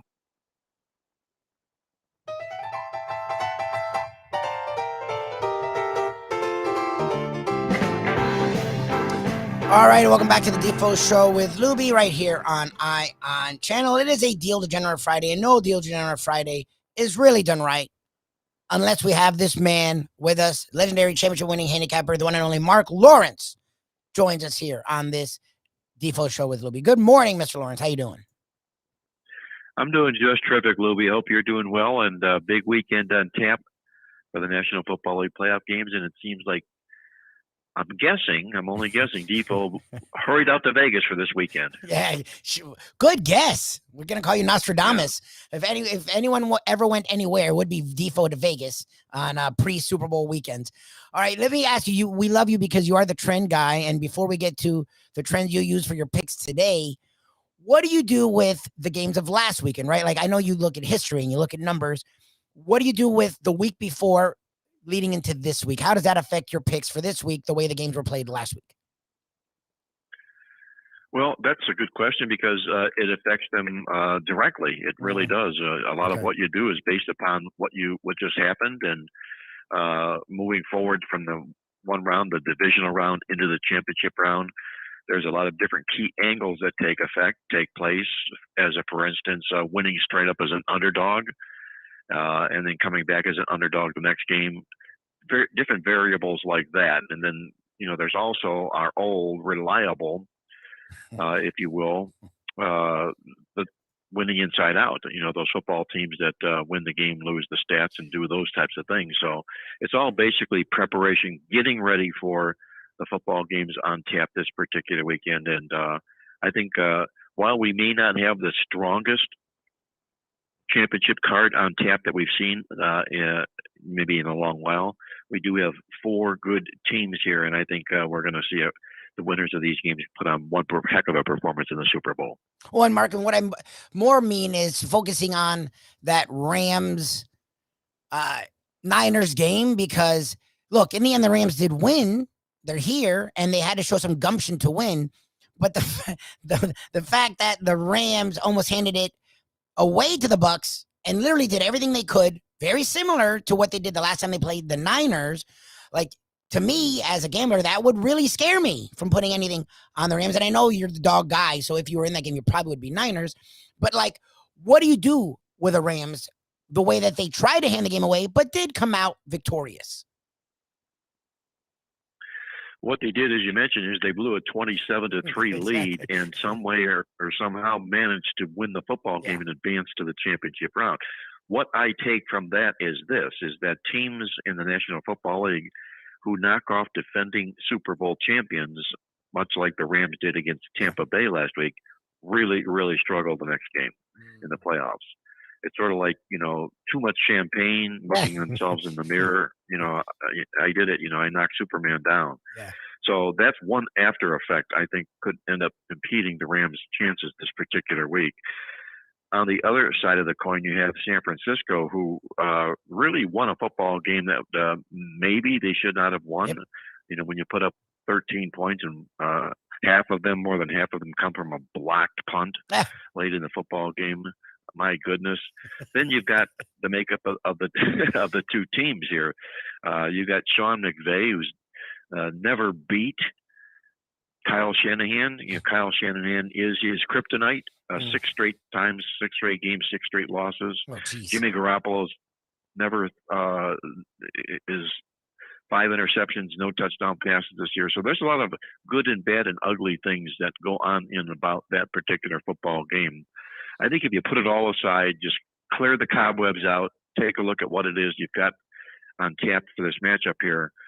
In San Francisco, you got a team that I've been saying pretty much since the playoffs began, they were a team that no one wants to play in the playoffs because of their style of football play. They run the ball so effectively well.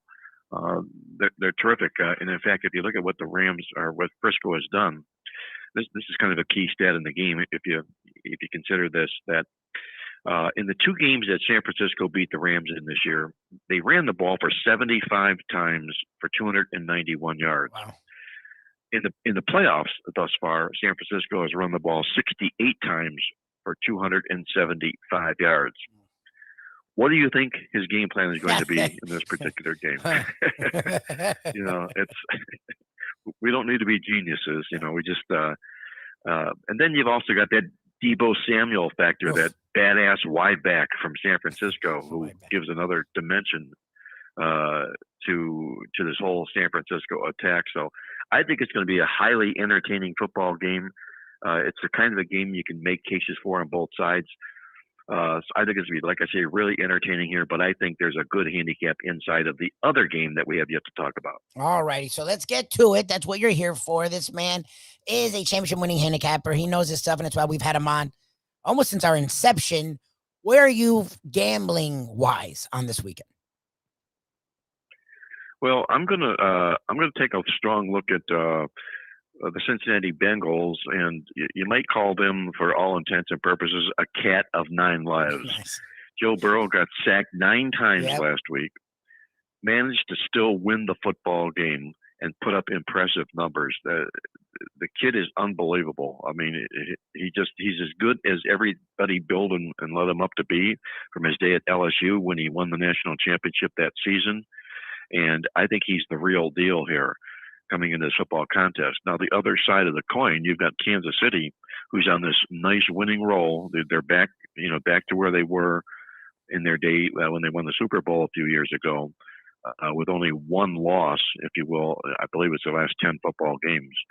But the thing that concerns me about Kansas City is this: is since they won that Super Bowl, they've been involved in 19 one-score games, and in those games, they've covered the spread just 2 times.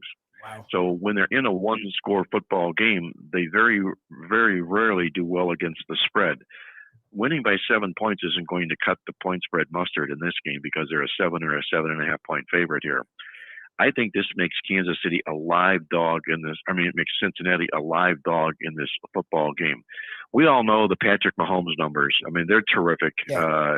He's a legendary quarterback, a first ballot Hall of Famer. He'll be 29-1 his last 30 games from November on out. He's really on a major winning run here. But there's a lot of points, a lot of room for either an upset or a backdoor cover here by the Cincinnati Bengals there to, I think, make for an attractive live dog in this contest here. They're the kind of a dog that if you play them plus the points, you want to also play them on the money line. Okay. Because the money line will return 2.5 times your money with the Bengals here. So that will be my modus operandi this week. Nice. To play the Bengals plus the points and back them up, sprinkle a little bit on the money line as well. Nice. All right. This is Mark Lawrence going Cincy and a little bit of money line action on Cincy. So take the points. And if you are so bold, put a little bit on the money line. Again, like Defo likes to say, how can people find you? I know it's just playbooksports.com, but anything you guys are doing, what are you guys doing special as we do get here to the Super Bowl? I know you guys cover everything into college everything basketball. We do. Yes, we are. We're into college basketball as well. And in fact, our basketball newsletter comes out every Friday. Nice. That's available online at playbooksports.com.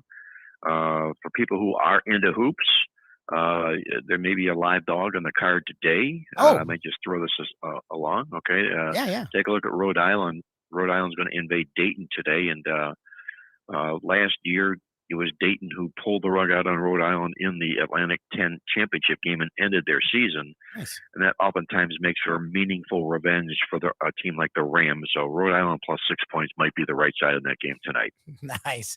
Even getting some college basketball out of the one and only Mark Lawrence. Mark, appreciate it again. Playbooksports.com if you want to check out everything he and his group have going. And hopefully we'll continue our Degenerate Fridays with Mark as we move into the basketball season. And we'll definitely talk to him as we head into the Super Bowl. Mark, appreciate it. Good luck this weekend, and we'll talk to you again soon. Thanks a lot.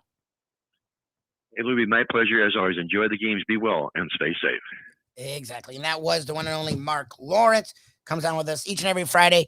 Usually when we get done with football, we sort of get out of the handicapping. I don't really want to do that. I mean, as we know, gambling is always been a big part of the show, and it's a big part of the sports world. So I think we can, transition from football into basketball. Professor loves college basketball. Mark Lawrence, I already gave you a play in college basketball, so we can definitely do more of that going forward. Coming up next, the man, the myth, the legend himself. You can hear him each and every day on the Odyssey app. The one and only Mike Mayo, the Gambling Gourmet, responsible for a group on Facebook that has over 70,000 members. Let's East South Florida. The Gambling Gourmet himself, Mike Mayo. We just had Mark Lawrence. Mike Mayo will join me, Mike Lubitz, here on the Defo Show with Lubie, the Ion channel. More coming up next, right here after this. Hey there, it's Mike Mayo. Do you like steaks? Do you like seafood? Do you like classic old Florida charm? You could get that all and more at Tropical Acres Steakhouse and Butcher Shop. It's at 2500 Griffin Road in Dania, just west of 95. The Studiali family, they've been running the place a long time. It's been there more than 70 years.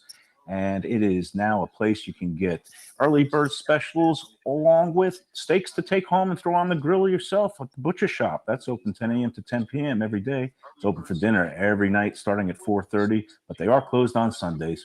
Go to Tropical Acres. It's a place to go for a great meal, great people, good value. Tropical Acres. The championship meet is right around the corner at Gulfstream Park. The only place for live racing, Gulfstream's action has never been hotter. Whether it's on the track, in the casino, or part of the dining and entertainment offered at the Village of Gulfstream Park. Currently running Thursday through Sunday, Gulfstream's racing package is the best in the country, with all the top horses and people in the game pointing towards another tremendous winter season. Check out the remodeled first floor casino, open 7 days and nights a week, along with the many special events and concerts happening at Gulfstream Park. You can place your wagers from anywhere at firstbet.com. Check the calendar of events at gulfstreampark.com. These days, we're all looking for comfort anywhere we can find it. Thank goodness for Landlubbers Raw Bar and Grill in the Plantation location, because they are making sure you are as comfortable as possible. First of all, they're not only open for delivery and pickup. All you have to do is go to landlubbersbarandgrill.com for both pickup and free delivery. Their hours have changed a little bit. Monday through Thursday from 3:30 to 10, and Friday, Saturday, and Sunday from 11:30 to 10. You're going to have the best wings in the world. You're going to have a great burger. You're going to have their amazing soups. Again, Landlubbers, Raw Bar and Grill. It's nice and easy. Just go to landlubbersbarandgrill.com for both your pickup and free delivery. Thank goodness for Landlubbers for making you always feel right at home. Hey, folks, Tony Segredo here. Since day one, Catholic Health Services has been part of Old School. And since we've started letting people know about them, it's changed their lives. You see, Catholic Health Services, while being recognized as one of the top places for stroke rehab in the country, it's also about a group of people who not just excel in what they do, from the doctors to the nurses to the therapist, on and on and on. It's how they do what they do every single day that separates them from the pack. They do it with a passion, unmatched, and the inclusion of family in every step of the process.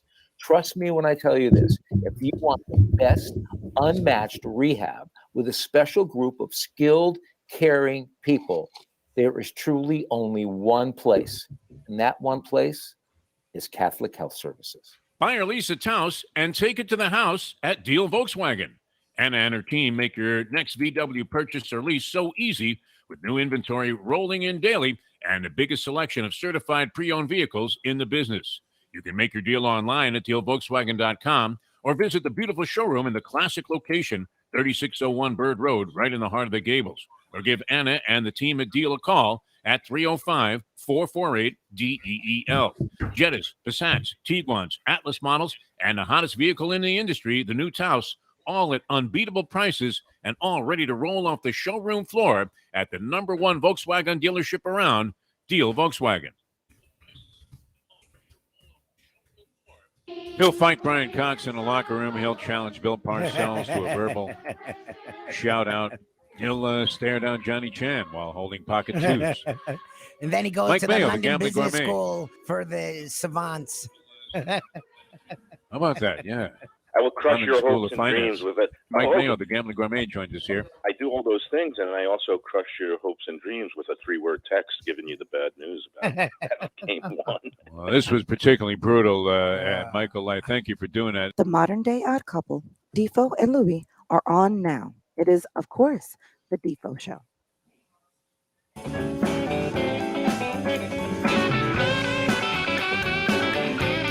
Good morning, one and all. Welcome back to the Defo Show with Lubie here on Ion Channel, man. You can hear each and every Monday through Friday from 12 to 1 on 1470 WWNN, the Odyssey app, Mike Mayo's Lunchbox, and each and every Friday right here at about this time. We play around with them. Sometimes it's 9:15, sometimes it's 8:25. You never know. Today it's 8:45. The one and only Mike Mayo joins us here on the Defo Show with Lubie. Good morning, Mr. Mayo. Good morning, Lubie. You're doing a tremendous job holding down the fort while Defo is busy depositing his life savings in Vegas. The annual, I guess, semi-annual now. Last July, and now it's January, and he's in. It's his version of Mecca, and he gets very religious in Vegas. I hear he starts praying very hard when those the dice are tumbling and the horses are running. But pleasure to be with you, and pleasure to have you on the Lunchbox too the next few days.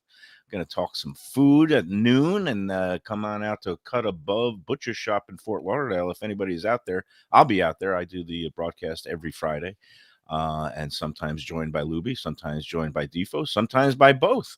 But here we are on the Defo Show, available streaming everywhere. And I don't know about you, but I'm pumped for a big weekend, not just of football, but we got the horsies Pegasus. running. We haven't talked about that at all. So thank God you're coming on. You can definitely touch on what's going on at Gulfstream Park this week. And before we get to that, I do want to talk not even about the games, because you have covered the Dolphins. You literally are having fisticuffs with Brian Cox. So if anyone knows the Dolphins or has an opinion on the Dolphins, it's you. The coaching search that keeps going. Now 2 jobs are off the market. We're down to 6 open jobs.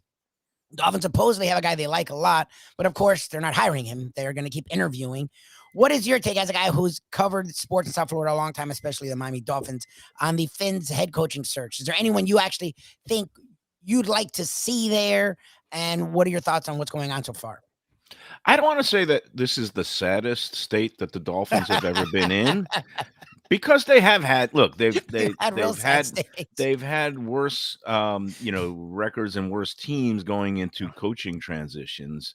I think this team has some talent. Doesn't obviously not enough. The defense has shown some signs of promise. You're a lot higher on Tua than most other people, including me. I think the guy has, I've seen enough now. I like some of the things he could do, but I just think he's too limited in terms of, just being a pure passer and being able to, put up a deep throw when you need it. But be that as it may, you don't need a great quarterback to win a Super Bowl or to have success, as we're seeing now with one San Francisco. And I know that you've been getting on Garofalo a lot. I don't hate him as much as the rest of the people do, I guess, because, it seems to me he's doing what it takes to win. And he's thrown a bunch of interceptions, but I guess nothing has really cost them. Nothing has been at the wrong time, unlike our favorite ex-Dolphin quarterback, Mr. Tannehill, last week, who totally blew the game. And by the way, may I toot my own horn here, Lubie?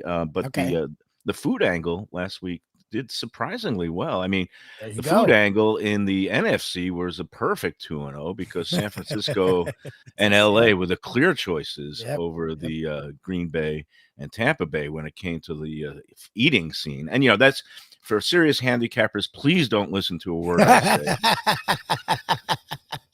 because for me, Hey, it's you're all about the 2-0. food. 2-0 in the AFC. Yeah, and in the NFC. The AFC did not work out so well, but they were really tough games, and they were also in the food department. I wouldn't say choices. toss-ups, but in my mind, Nashville is clear. It was clearly a better overall eating town than Cincinnati. As much as I love Skyline Chili, and I don't know, Defo, did you make? Not Defo. I keep calling you Defo. That's okay. I Lubie. don't mind it. Defo is an icon to me, so it works well. I don't mind being compared to. I don't know if he wants to be compared to me, but I don't mind being compared to him. Creature of habit. But did you make it into Skyline did. Chili there? Okay. Okay, well, so let me ask you, and we'll talk more about this on the lunchbox because that's where we really focus on food. But again, right.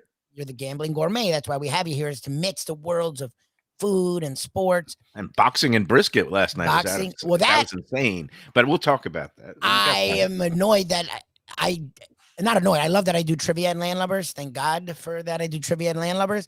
But if I didn't do that, I would have horned in on your boxing and brisket because that looked pretty. Pillow fight. I don't even know I don't know if I'm sexist to like that or not in this day and age, but they had it. So and what we're talking about is last night I judged a brisket event that was also in combination with boxing matches at this place I didn't even know existed called the Delray Beach Boxing Center. It's a really cool spot. It's a full-scale training center gym with a ring for serious boxers and the old sweet science. I'm not talking about any of these MMA fighters. These are boxers. And this Red Meat Lovers Club held an event there last night. It raised money for charity. It was great. They got enough money to build a house in Haiti for this group that builds houses for the poor and families in Haiti. But this boxing club, it exists. They have this bar built in, like right on one side of it, not more than 10 feet away from the boxing ring. So you had one side was people just drinking. The other side was all these brisket competitors. Javon Curse, former NFL great, was out there as one of the judges. And I didn't realize now he lives in Parkland. Yeah, so he's around town a lot. Like he's a big White House point guy too. Yeah, and I didn't realize he's been out of the league since he said 2010. I know, Which makes me feel really old because I've lost all track of time. But to get back to the point, it was not sexist because it was pillow fights amongst women, and then they had a pillow fight with two guys too. So it was equal opportunity, and I think the boxing match they also had a couple of the women fighters. So it's a very well represented event. Fantastic time, and the brisket was pretty darn good too, so that was good. Okay, so getting back to Skyline, a lot of you don't really know what that is because most people don't travel to Ohio. That's not really a big destination of travel. Not a big tourist spot. Yeah. So you may have never even heard of Skyline. I don't know if I'm lucky, but we have one literally where I grew up, like 5 minutes from there, and in high school once in a while we'd go there. So there's a weird negative sentiment about Skyline because it's chili that's not really chili, and then they put it on pasta, which is sort of an interesting thing to do with mustard in there and then cheese. It's like a whole thing they do. Not mustard. It's more cinnamon and nutmeg. It's got all these kind of weird, different spices that you don't usually associate with either spaghetti or chili. So, Well, because on the chili dog, I'm sorry, the Coney dog. Yeah. They'll put some mustard on it. Yeah. And usually when I get a chili cheese dog, I don't add anything to it. It's just the chili cheese. It's usually, I guess, onions if you want onions. What's interesting to me is every time I go there, I leave perplexed because it's not bad. So the people who complain about it, I think, are wrong. But I don't understand. I've never seen a hot dog that size. Like, I don't know what it is. Like, it's not a little one. It's not a regular dog. It's like where do they even buy that hot dog? Like, that's the question I have for you. They're little stubby dogs, and they call them conies. And it's weird for me because I grew up in Brooklyn, and Coney means Coney Island, which was the home of the Nathans, the original Nathans Frankfurters, which is a regular bun length long hot dog with a good snap. And at Nathan's, they would, I guess you could put chili on it. They do have a chili dog, but most Brooklynites would, frown on that as much as pineapple on pizza or ketchup on a hot dog. The way you're supposed to eat a Nathan's dog is just with plain mustard or mustard and sauerkraut. But okay, so apparently in the Midwest, and it was a matter of some culinary debate whether it was first in Michigan or Ohio, but these little stubby hot dogs became a thing known as conies, and they're basically mainly sometimes a pork beef blend of a hot dog, but they're like maybe 3 inches or less, maybe two and Yeah, it's like a 2.5. half a hot dog, something like that. I don't even know. They put it on this little, and they steam. Well, they grill the hot dogs. They steam the bun, and then they layer it with chili and a little squirt of yellow mustard, which I usually hate yellow mustard, and then the blanket of the shredded, finely shredded cheddar cheese and some onions if you want. Yeah. And usually when you go to Skyline, if you don't want the chili spaghetti, you get the chili dog, the coney dog. And it's something when I'm in Rome, I do as the Romans. When I'm in Cincinnati, I do as the Cincinnatians. And I get into the whole scene of Skyline because it's not high-end food by any means, but I enjoy it, especially when I'm either drunk or hungover. So Well, and they're quick. Like I wait longer going to a fast food place than going to Skyline. Like I expect to sit down, take time. They're on you. They give you the food and they don't rush you out. But like every time I go there, I'm like, wow, this has been an interesting experience. So Defo, who makes fun of it, I don't have a problem with Skyline. Down here, we only have one, as you corrected me. yeah, there's only one left because the one that a lot of people knew of on Federal Highway in Fort Lauderdale, just around 26th and Oakland Park Boulevard, that's gone. The family that owned it a long time sold they still own the land. I think they're leasing it out for a Valvoline oil change center. And I guess some people that don't like the chili said, oh, they just used the leftover chili and now they're going to change the oil with the chili. But I still like the one that exists. It's right there on University Drive, just above Sunrise Boulevard, Sunset Strip. And I remember the owner's name. His name is Tony Doyle. He's a good guy. But we'll talk more about that on Lunchbox. I see a couple people asking questions. Yes, well, I want you to answer this. I don't know about now or later, but that's an interesting question pertaining to what you did last night. We can definitely hold that coming over. Tom K, if you want to get in on the chat, I love when people get involved with us. We appreciate it. The first question I wanted to answer was somebody saying, is it true that before my family emigrated from Eastern Europe and Russia, that my name was not Mayo, but actually Hellman? And actually, no, it was Helmanowitz. No, Helmanowitz. No, it was actually my lineage. It traces back to Russia, and my grandfather had 6 siblings. They all came over here. Wow. And they were named, the family name originally was Myaskovsky. Half of them took the name Myers, which is a little bit more Jewish. That's true. Okay. And then my grandfather and a couple of his siblings took the name Mayo to sound a little bit more assimilated. And we get, I get mistaken for, especially down here, people pronounce it Mayo, and they think I might be Mexican or Latin. When I'm in Ireland, there's a County Mayo, so people think I might be Irish, but I am 100% Brooklyn, Eastern European Jew. So that's the story of the Mayo. The history of the Mayo. When we get back, we'll talk more about the history of the Dolphins or the lack thereof. Oh yeah, let's get back to football. We'll talk about the Dolphins coaching search. We'll talk about the NFL playoffs. And of course, it is a Defo show, so we got to get a little bit of horse racing. I won't make the noise Defo does, but there you go. Good man. The Gulfstream Park Pegasus Cup is this weekend. So a man who lives and breathes Gulfstream Park, not Defo, Mike Mayo, is with us, and we'll get to that as well coming up next. Again, this is a Defo show with Lubie right here on Ion Channel. Check out Let's Eat South Florida. Literally, my wife all the time will bring up stuff about restaurants. And I don't know why I'm an idiot, but I'm like, where'd you get that from? Duh, Let's See South Florida. So if you're not a part of the group, which is weird because it feels like everyone in South Florida already is, join Let's See South Florida. He is a man behind it with a little, I guess, help from Sun Sentinel, which I don't really know how involved they are.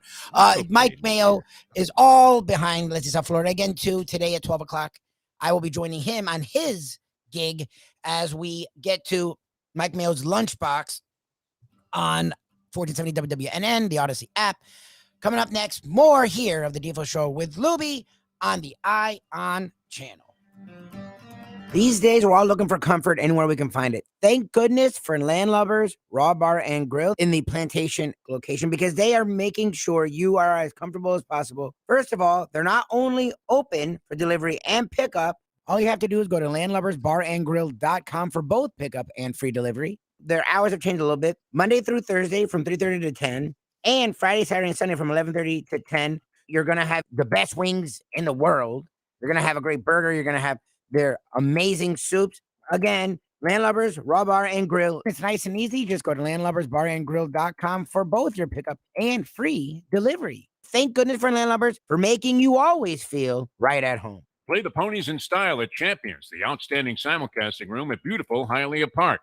Yes, the grand old lady of thoroughbred racing has never been more vibrant, and you can wager on the races from the top tracks around the country while enjoying a cocktail at the Brass Rail Bar or any of the fine food served throughout the facility. If poker is your game, you're covered in style, and you can play all your favorite Vegas-style games, including blackjack, craps, and roulette, in Hialeah Park's sizzling hot casino.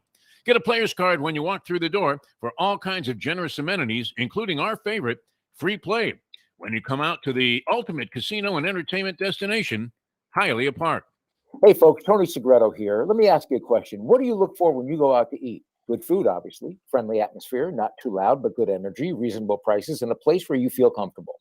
All those ingredients, no pun meant there, are hard to find unless you're talking about the Texas Roadhouse. You see, they encompass all of those attributes. Really, really good food, amazing atmosphere, good for a family, good for a date, or just a night out for yourself, and prices that will make you extremely happy. Their ribs unmatched, steaks hand-cut every day. Everything, and I mean everything, is made on site, including their incredible bread. It's the one day, folks, that you can forget about low-carb diets.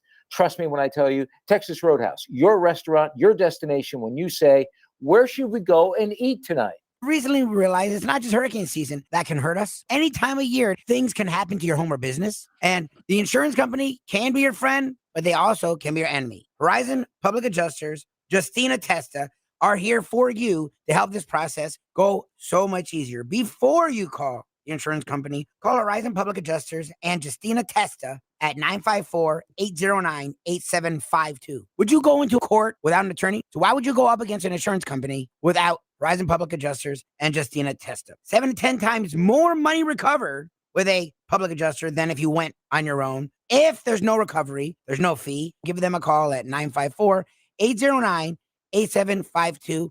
Why go up against insurance companies alone when you can have Horizon Public Adjusters and Justina Testa on your side? Hey, it's Mike Mayo, the Gambling Gourmet here for my friends over at Shenanigans Sports Pub. It's a great place to go to take in a game, a good meal, and a couple of drinks. My friend Patrick, he's been doing it a long time, and he's got 2 locations. West Side is right across from TY Park in Hollywood. And then the East Side location is at 1300 South Federal Highway in Dania Beach. Shenanigans is the place for wings, burgers, barbecue, fresh fish, anything you want, drink specials, late night dining, outdoor dining. It is the place to go, family friendly. Go to Shenanigans and tell them the Gambling Gourmet sent you. You know, now that it's football season, it's time for cliche talk. You know, it's like Stu Dickman is going to take. That's my alter ego, Stuart Dickman, and the Stuart Dickman So if show. you could run, so here's my encapsulation of handicapping every football game coming up this season. All right. If you can run the ball and control the clock, obviously you're in a good position to win. But also defense. You need the good defense because defense wins championships. Now, of course, if it's a really close matchup, it could come down to the special teams. And then when you get to the fourth quarter, it's all about who wants it more. Yes, who wants it more? Good for you. That was the good capper. The best way to kick off your day is with Defo plus Lubie. We now return to the Defo Show.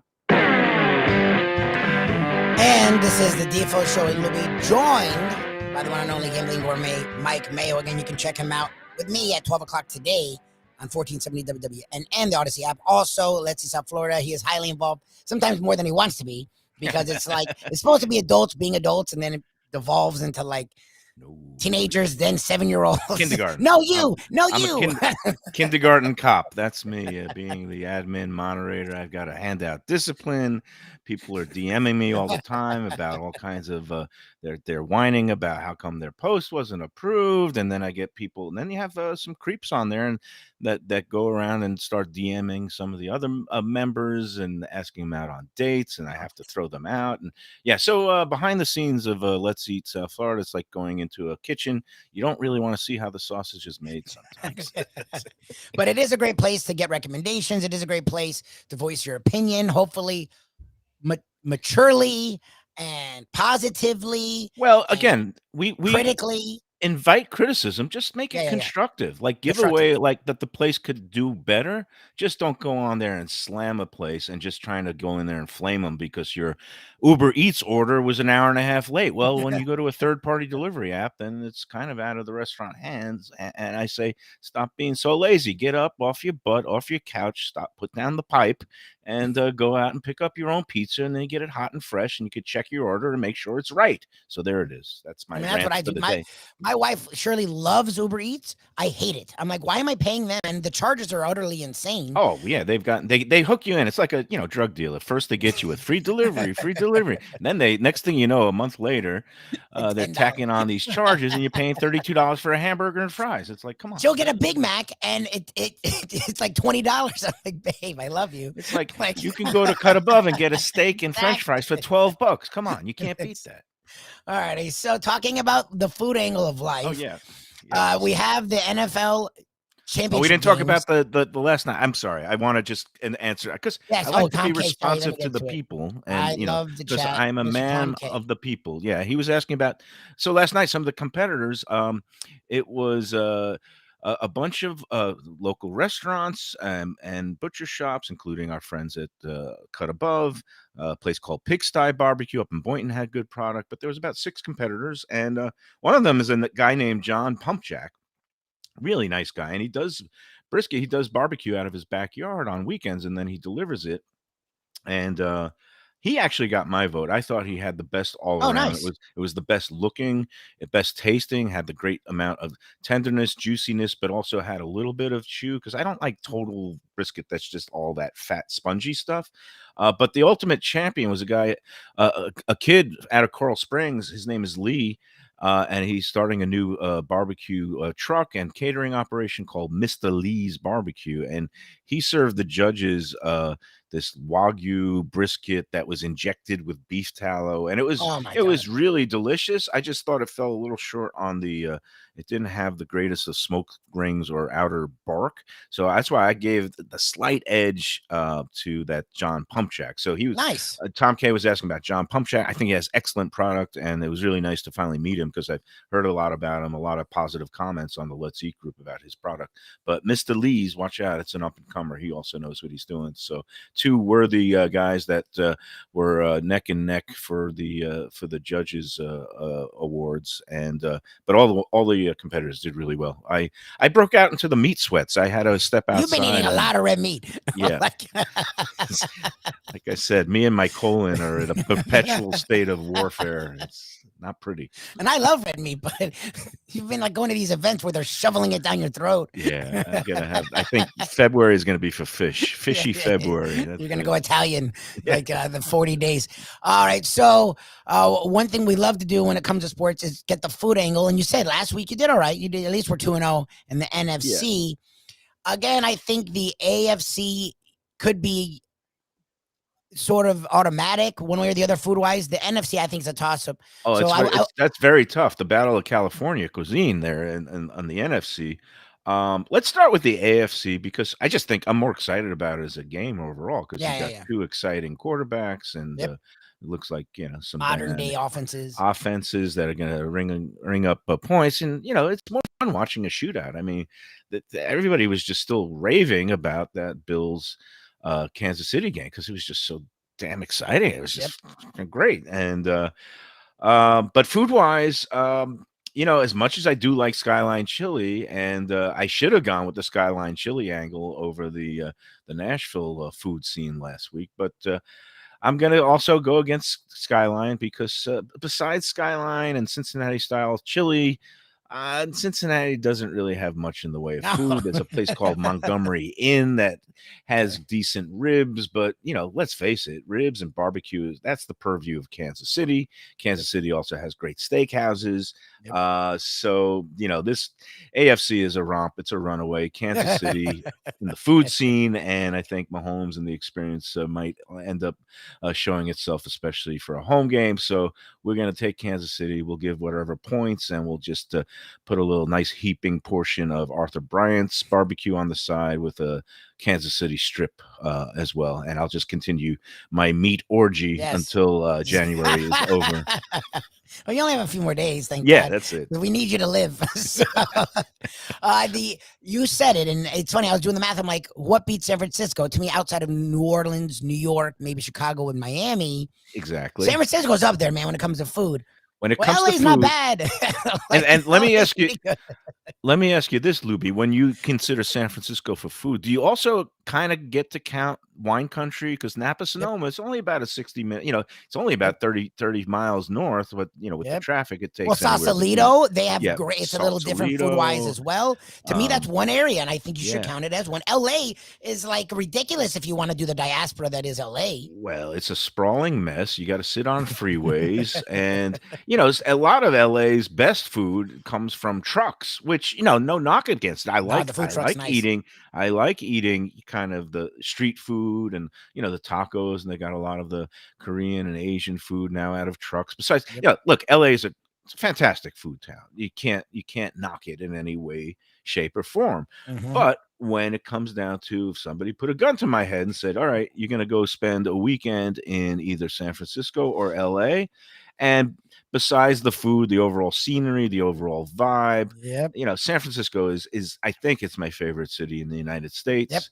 Yep. And I love hearing all these people knock Jimmy G. Fine, okay, he doesn't have a good quarterback rating. Last time I checked, you don't get to go to the Super Bowl based on your quarterback rating. You get to go based on the scoreboard and the overall team effort. And we've seen teams before win with, I won't say subpar quarterbacks, but adequate quarterbacks. I mean, you look at Baltimore and the Ravens when they had their success, and you don't necessarily need an elite team to have a one-off win in a Super Bowl, and even to make it to a Super Bowl. You do need an elite quarterback to be a great team for a long period of time. Yes.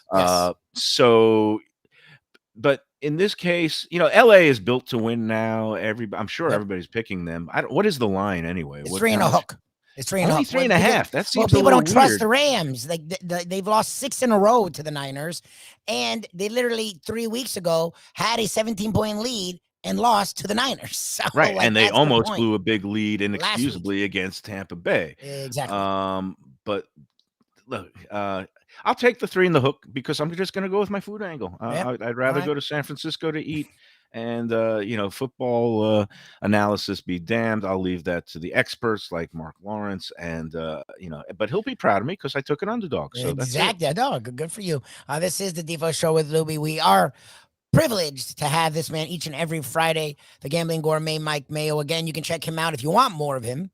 He gets really into the food. Like the whole thing is about eating from 12 to 1 each and every day. You can check it out, of course, down here. We talk some sports. We're going to talk some sports on the Lunchbox today. Yeah, because, before and after NFL playoff weekends and when there's a big race, we'll mix it up and talk a little sports because man does not live by red meat alone. In fact, I pretty much will die pretty soon if I don't lay off. But the thing is, I actually like when you get into the food stuff because we do enough sports here that it's cool for me. Like yesterday, I was just sitting there, just listening to you get into all of it and then joining in when I had a chance to.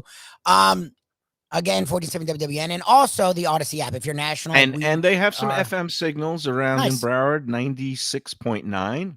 Okay. Pulls in a nice FM signal. I mean, it's a little patchy depending on where you are. And 95.3 for those in northern parts like Coral Springs or Deerfield, Boca, and Delray. 95.3 FM, 96.9 FM for the central southern parts, 1470 AM, the Odyssey app, the FM Money Talk Radio. I'm giving out everything under the sun.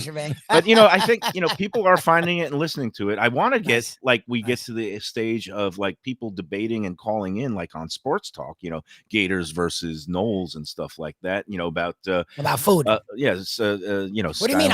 One of our best times on our show when in the early days when we used to be on, I think at nighttime, so we didn't even have a good signal, was when we brought up, Defo and I talk about this all the time. For some reason, food really erupts passion. Yeah, and especially in South Florida, we brought up Cuban sandwiches. It was by accident. We literally, the show, which we had a whole show plan, veered off into oblivion for the next hour with people calling in to not only say their favorite Cuban, but also talk crap about the other Cuban people that talked about. Right. And that seems to be part of the whole food thing. Is it's just not good enough.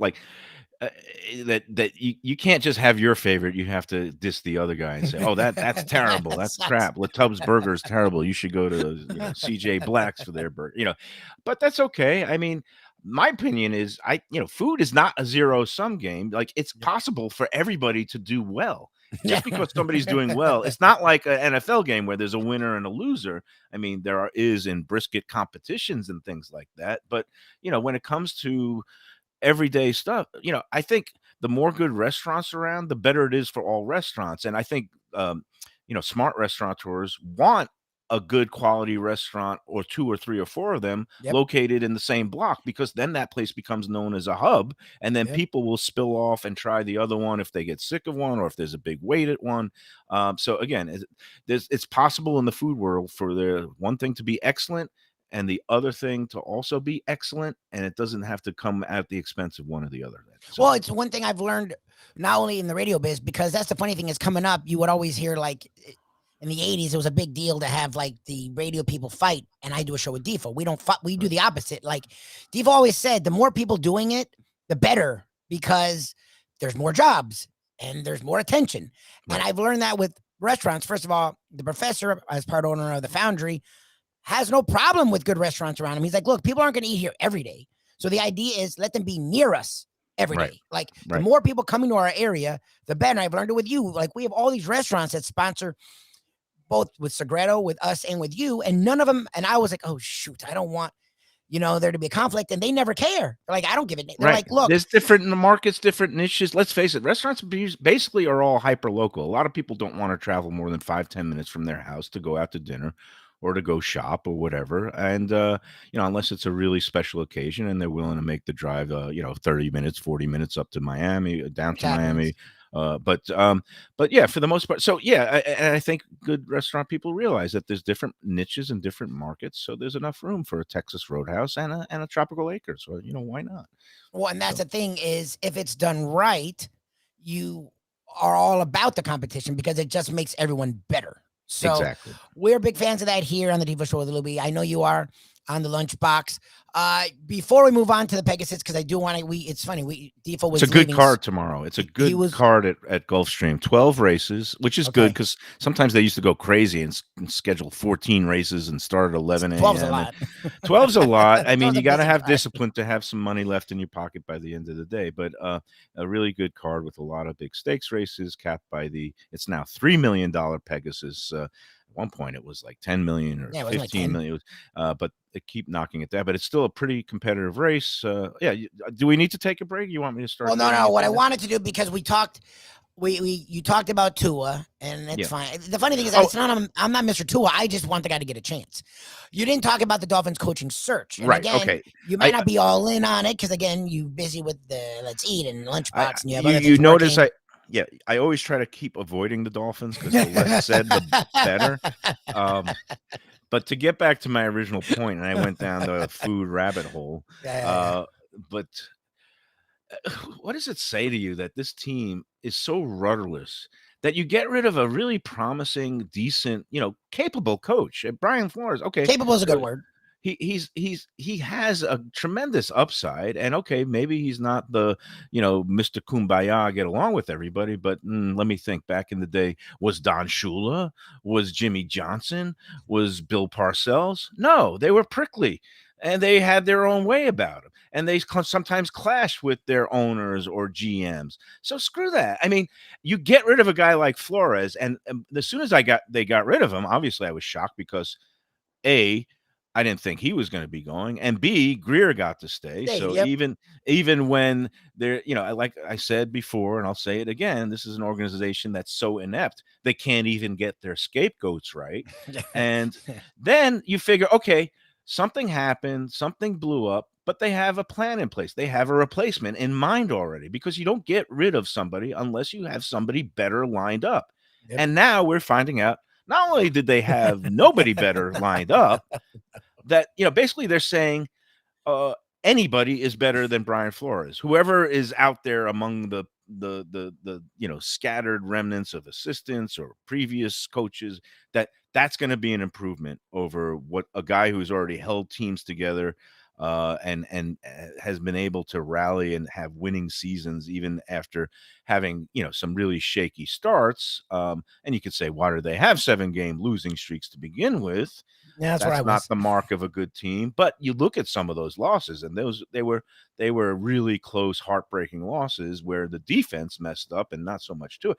Again, it goes back to, if you're going to be shaking things up and bringing in a new coach, better make sure the alternative is better. And right now, it's a big question mark, and it's a big empty it's an empty space. And yeah, eventually you're going to fill it with somebody, and everybody's going to be saying, "Oh, this is great. We're building for the future."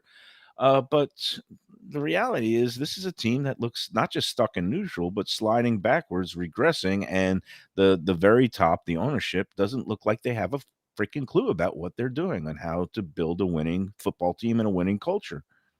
Well, and that's my problem with this is, and we talked about it with you and Tony Segredo, like every 2-3 years you're in this cycle.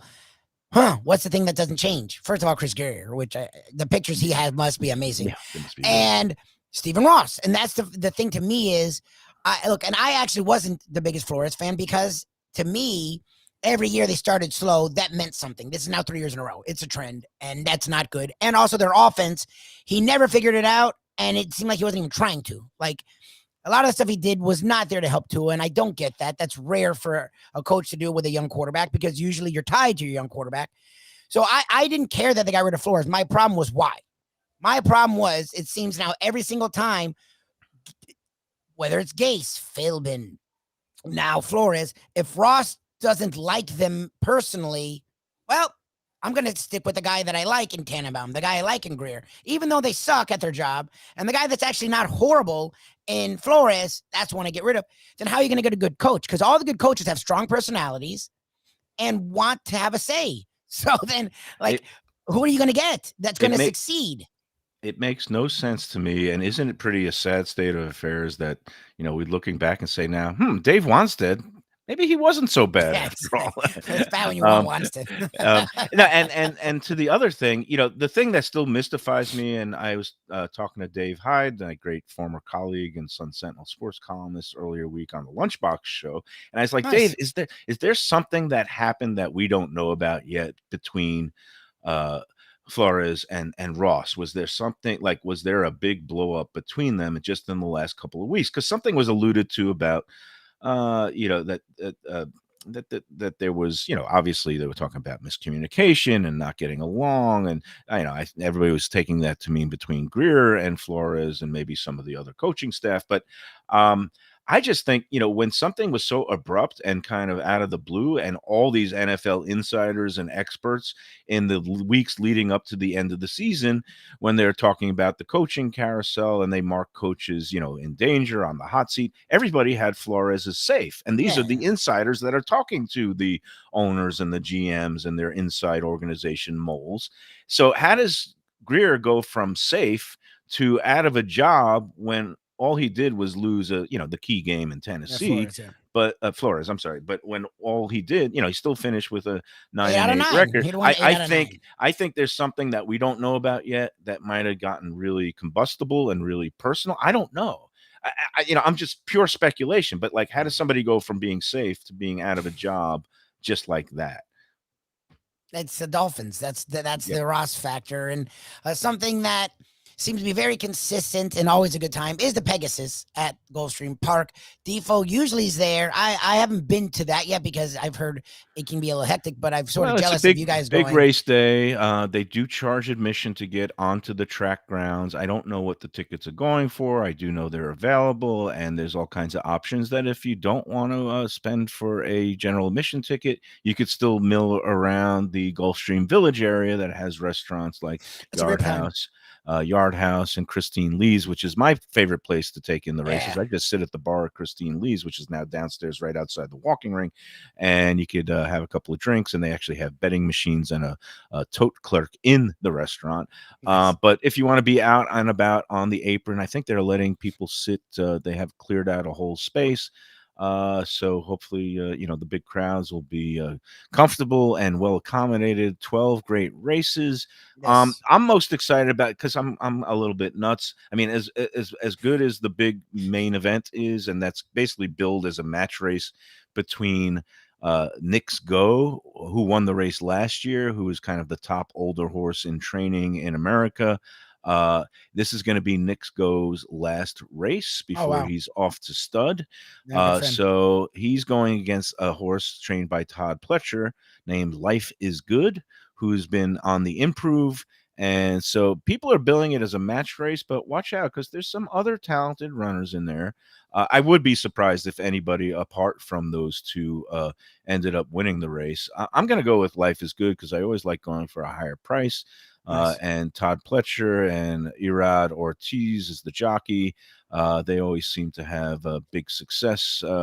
And the other horse, Knicks Go, is trained by Brad Cox, who had just a monster year, but he doesn't really stable as much down here at Gulfstream. He's usually at the tracks in the Midwest and this time of year in New Orleans at the fairgrounds or at Oaklawn Park in Arkansas. Joel Rosario is in to ride Knicks Go, but it is a full field of, I believe it's 10. Let me just click on here. Nice. Yeah, nine horses. Those are the best. You get great prices. That's why I like the Derby, because you get so many freaking horses that the odds you get, even on favorites, are freaking perfect. Yeah, and some of the other ones that I'm looking at, I think endorsed. Umberto Rispoli is a top jockey from the West Coast who's coming in, and Mike Maker is a trainer who's had tremendous success in the last year, and anything he sends out sometimes can be sneaky live. So I think, I might do a little box using Life is Good and endorsed and try to beat Knicks Go and, consider me the curmudgeon contrarian because everybody's rooting for Knicks Go to make his farewell race a winning one, but at the odds of even money, I'm going against the chalk in that race. But I'm most excited about not most excited, but what I love this time of year at Gulfstream is the 3-year-olds that are on the ascent, on the rise, heading towards the Triple Crown Trail. And it used to be, you knew all your major contenders for all the, for the Kentucky Derby and the other races later on in the spring by this point, because they all used to race extensively as 2-year-olds. That's not the case anymore. You have a lot of good 3-year-olds now that don't even start their careers until December or make their debut sometimes in early January. And so now tomorrow there's 2 races on the card. The race number 2 is for maiden special weight at 1 1/16. So these are horses that are already stretching out and going 2 turns. And then there's a sprint maiden special for the 4th race at 7 furlongs. Some really promising horses from some of the top barns. And I'll just say in the that second race, that's 1 1/16. One that's sticking out at me is a Shug McGahee has a horse named Montauk Point. Written by Javier Castellano, and number 6 he's listed at 9-2 in the morning line. So I'm going to take a swing for the fences and throw a little win place money and some exactas using Montauk Point in the second race, and I'll either be playing with house money all day or I'll be making an early trip to the ATM. Defo's favorite, the depressing trip to the ATM at the Walk of Shame instead of the Walk of Life. He has his Walk of Life, and then there's also the Walk of Shame. Hopefully he's not doing a lot of that in Vegas. Hopefully he's winning, and him and Evan don't mention my name, and Jers are having a good time. We've had a great time here. Big thank you to the one and only Mike Mayo. Again, check him out in about 2.5 hours on 1470 WWNN, FM MoneyTalkRadio.com, the Odyssey app, and I will be joining him today on Mike Mayo's Lunchbox. I'll see you on the radio, Lubie. Thanks a lot. You are the best. Thank you, Mr. Mike Mayo. Have a great weekend, sir. And all of you who joined us today, yesterday, I will be back Monday, but Defo will be back Tuesday. So enjoy the weekend of NFL action. Again, I gave my picks. I don't know if anyone wants them, but I gave my picks yesterday. I talked a lot about it. I know the professor's weird with that spread. I think the Bengals are just not there yet. I think it's going to be a close game, a good game, and I think the Chiefs will cover. I'm going with the Rams just because I think they're the better team, and I think at some point that wins out. We'll see. We'll be with you Monday for Dateline Dolphins with John Congemi. For Mike Mayo, for Grant Long, thank you for joining us. For the professor, for Mark Lawrence, thank you for listening. Have a great weekend, and we'll check you out Monday right here on the Defo Show with Lubie on the ION channel. Let's go to eat a damn snack. Look what they done to my soul.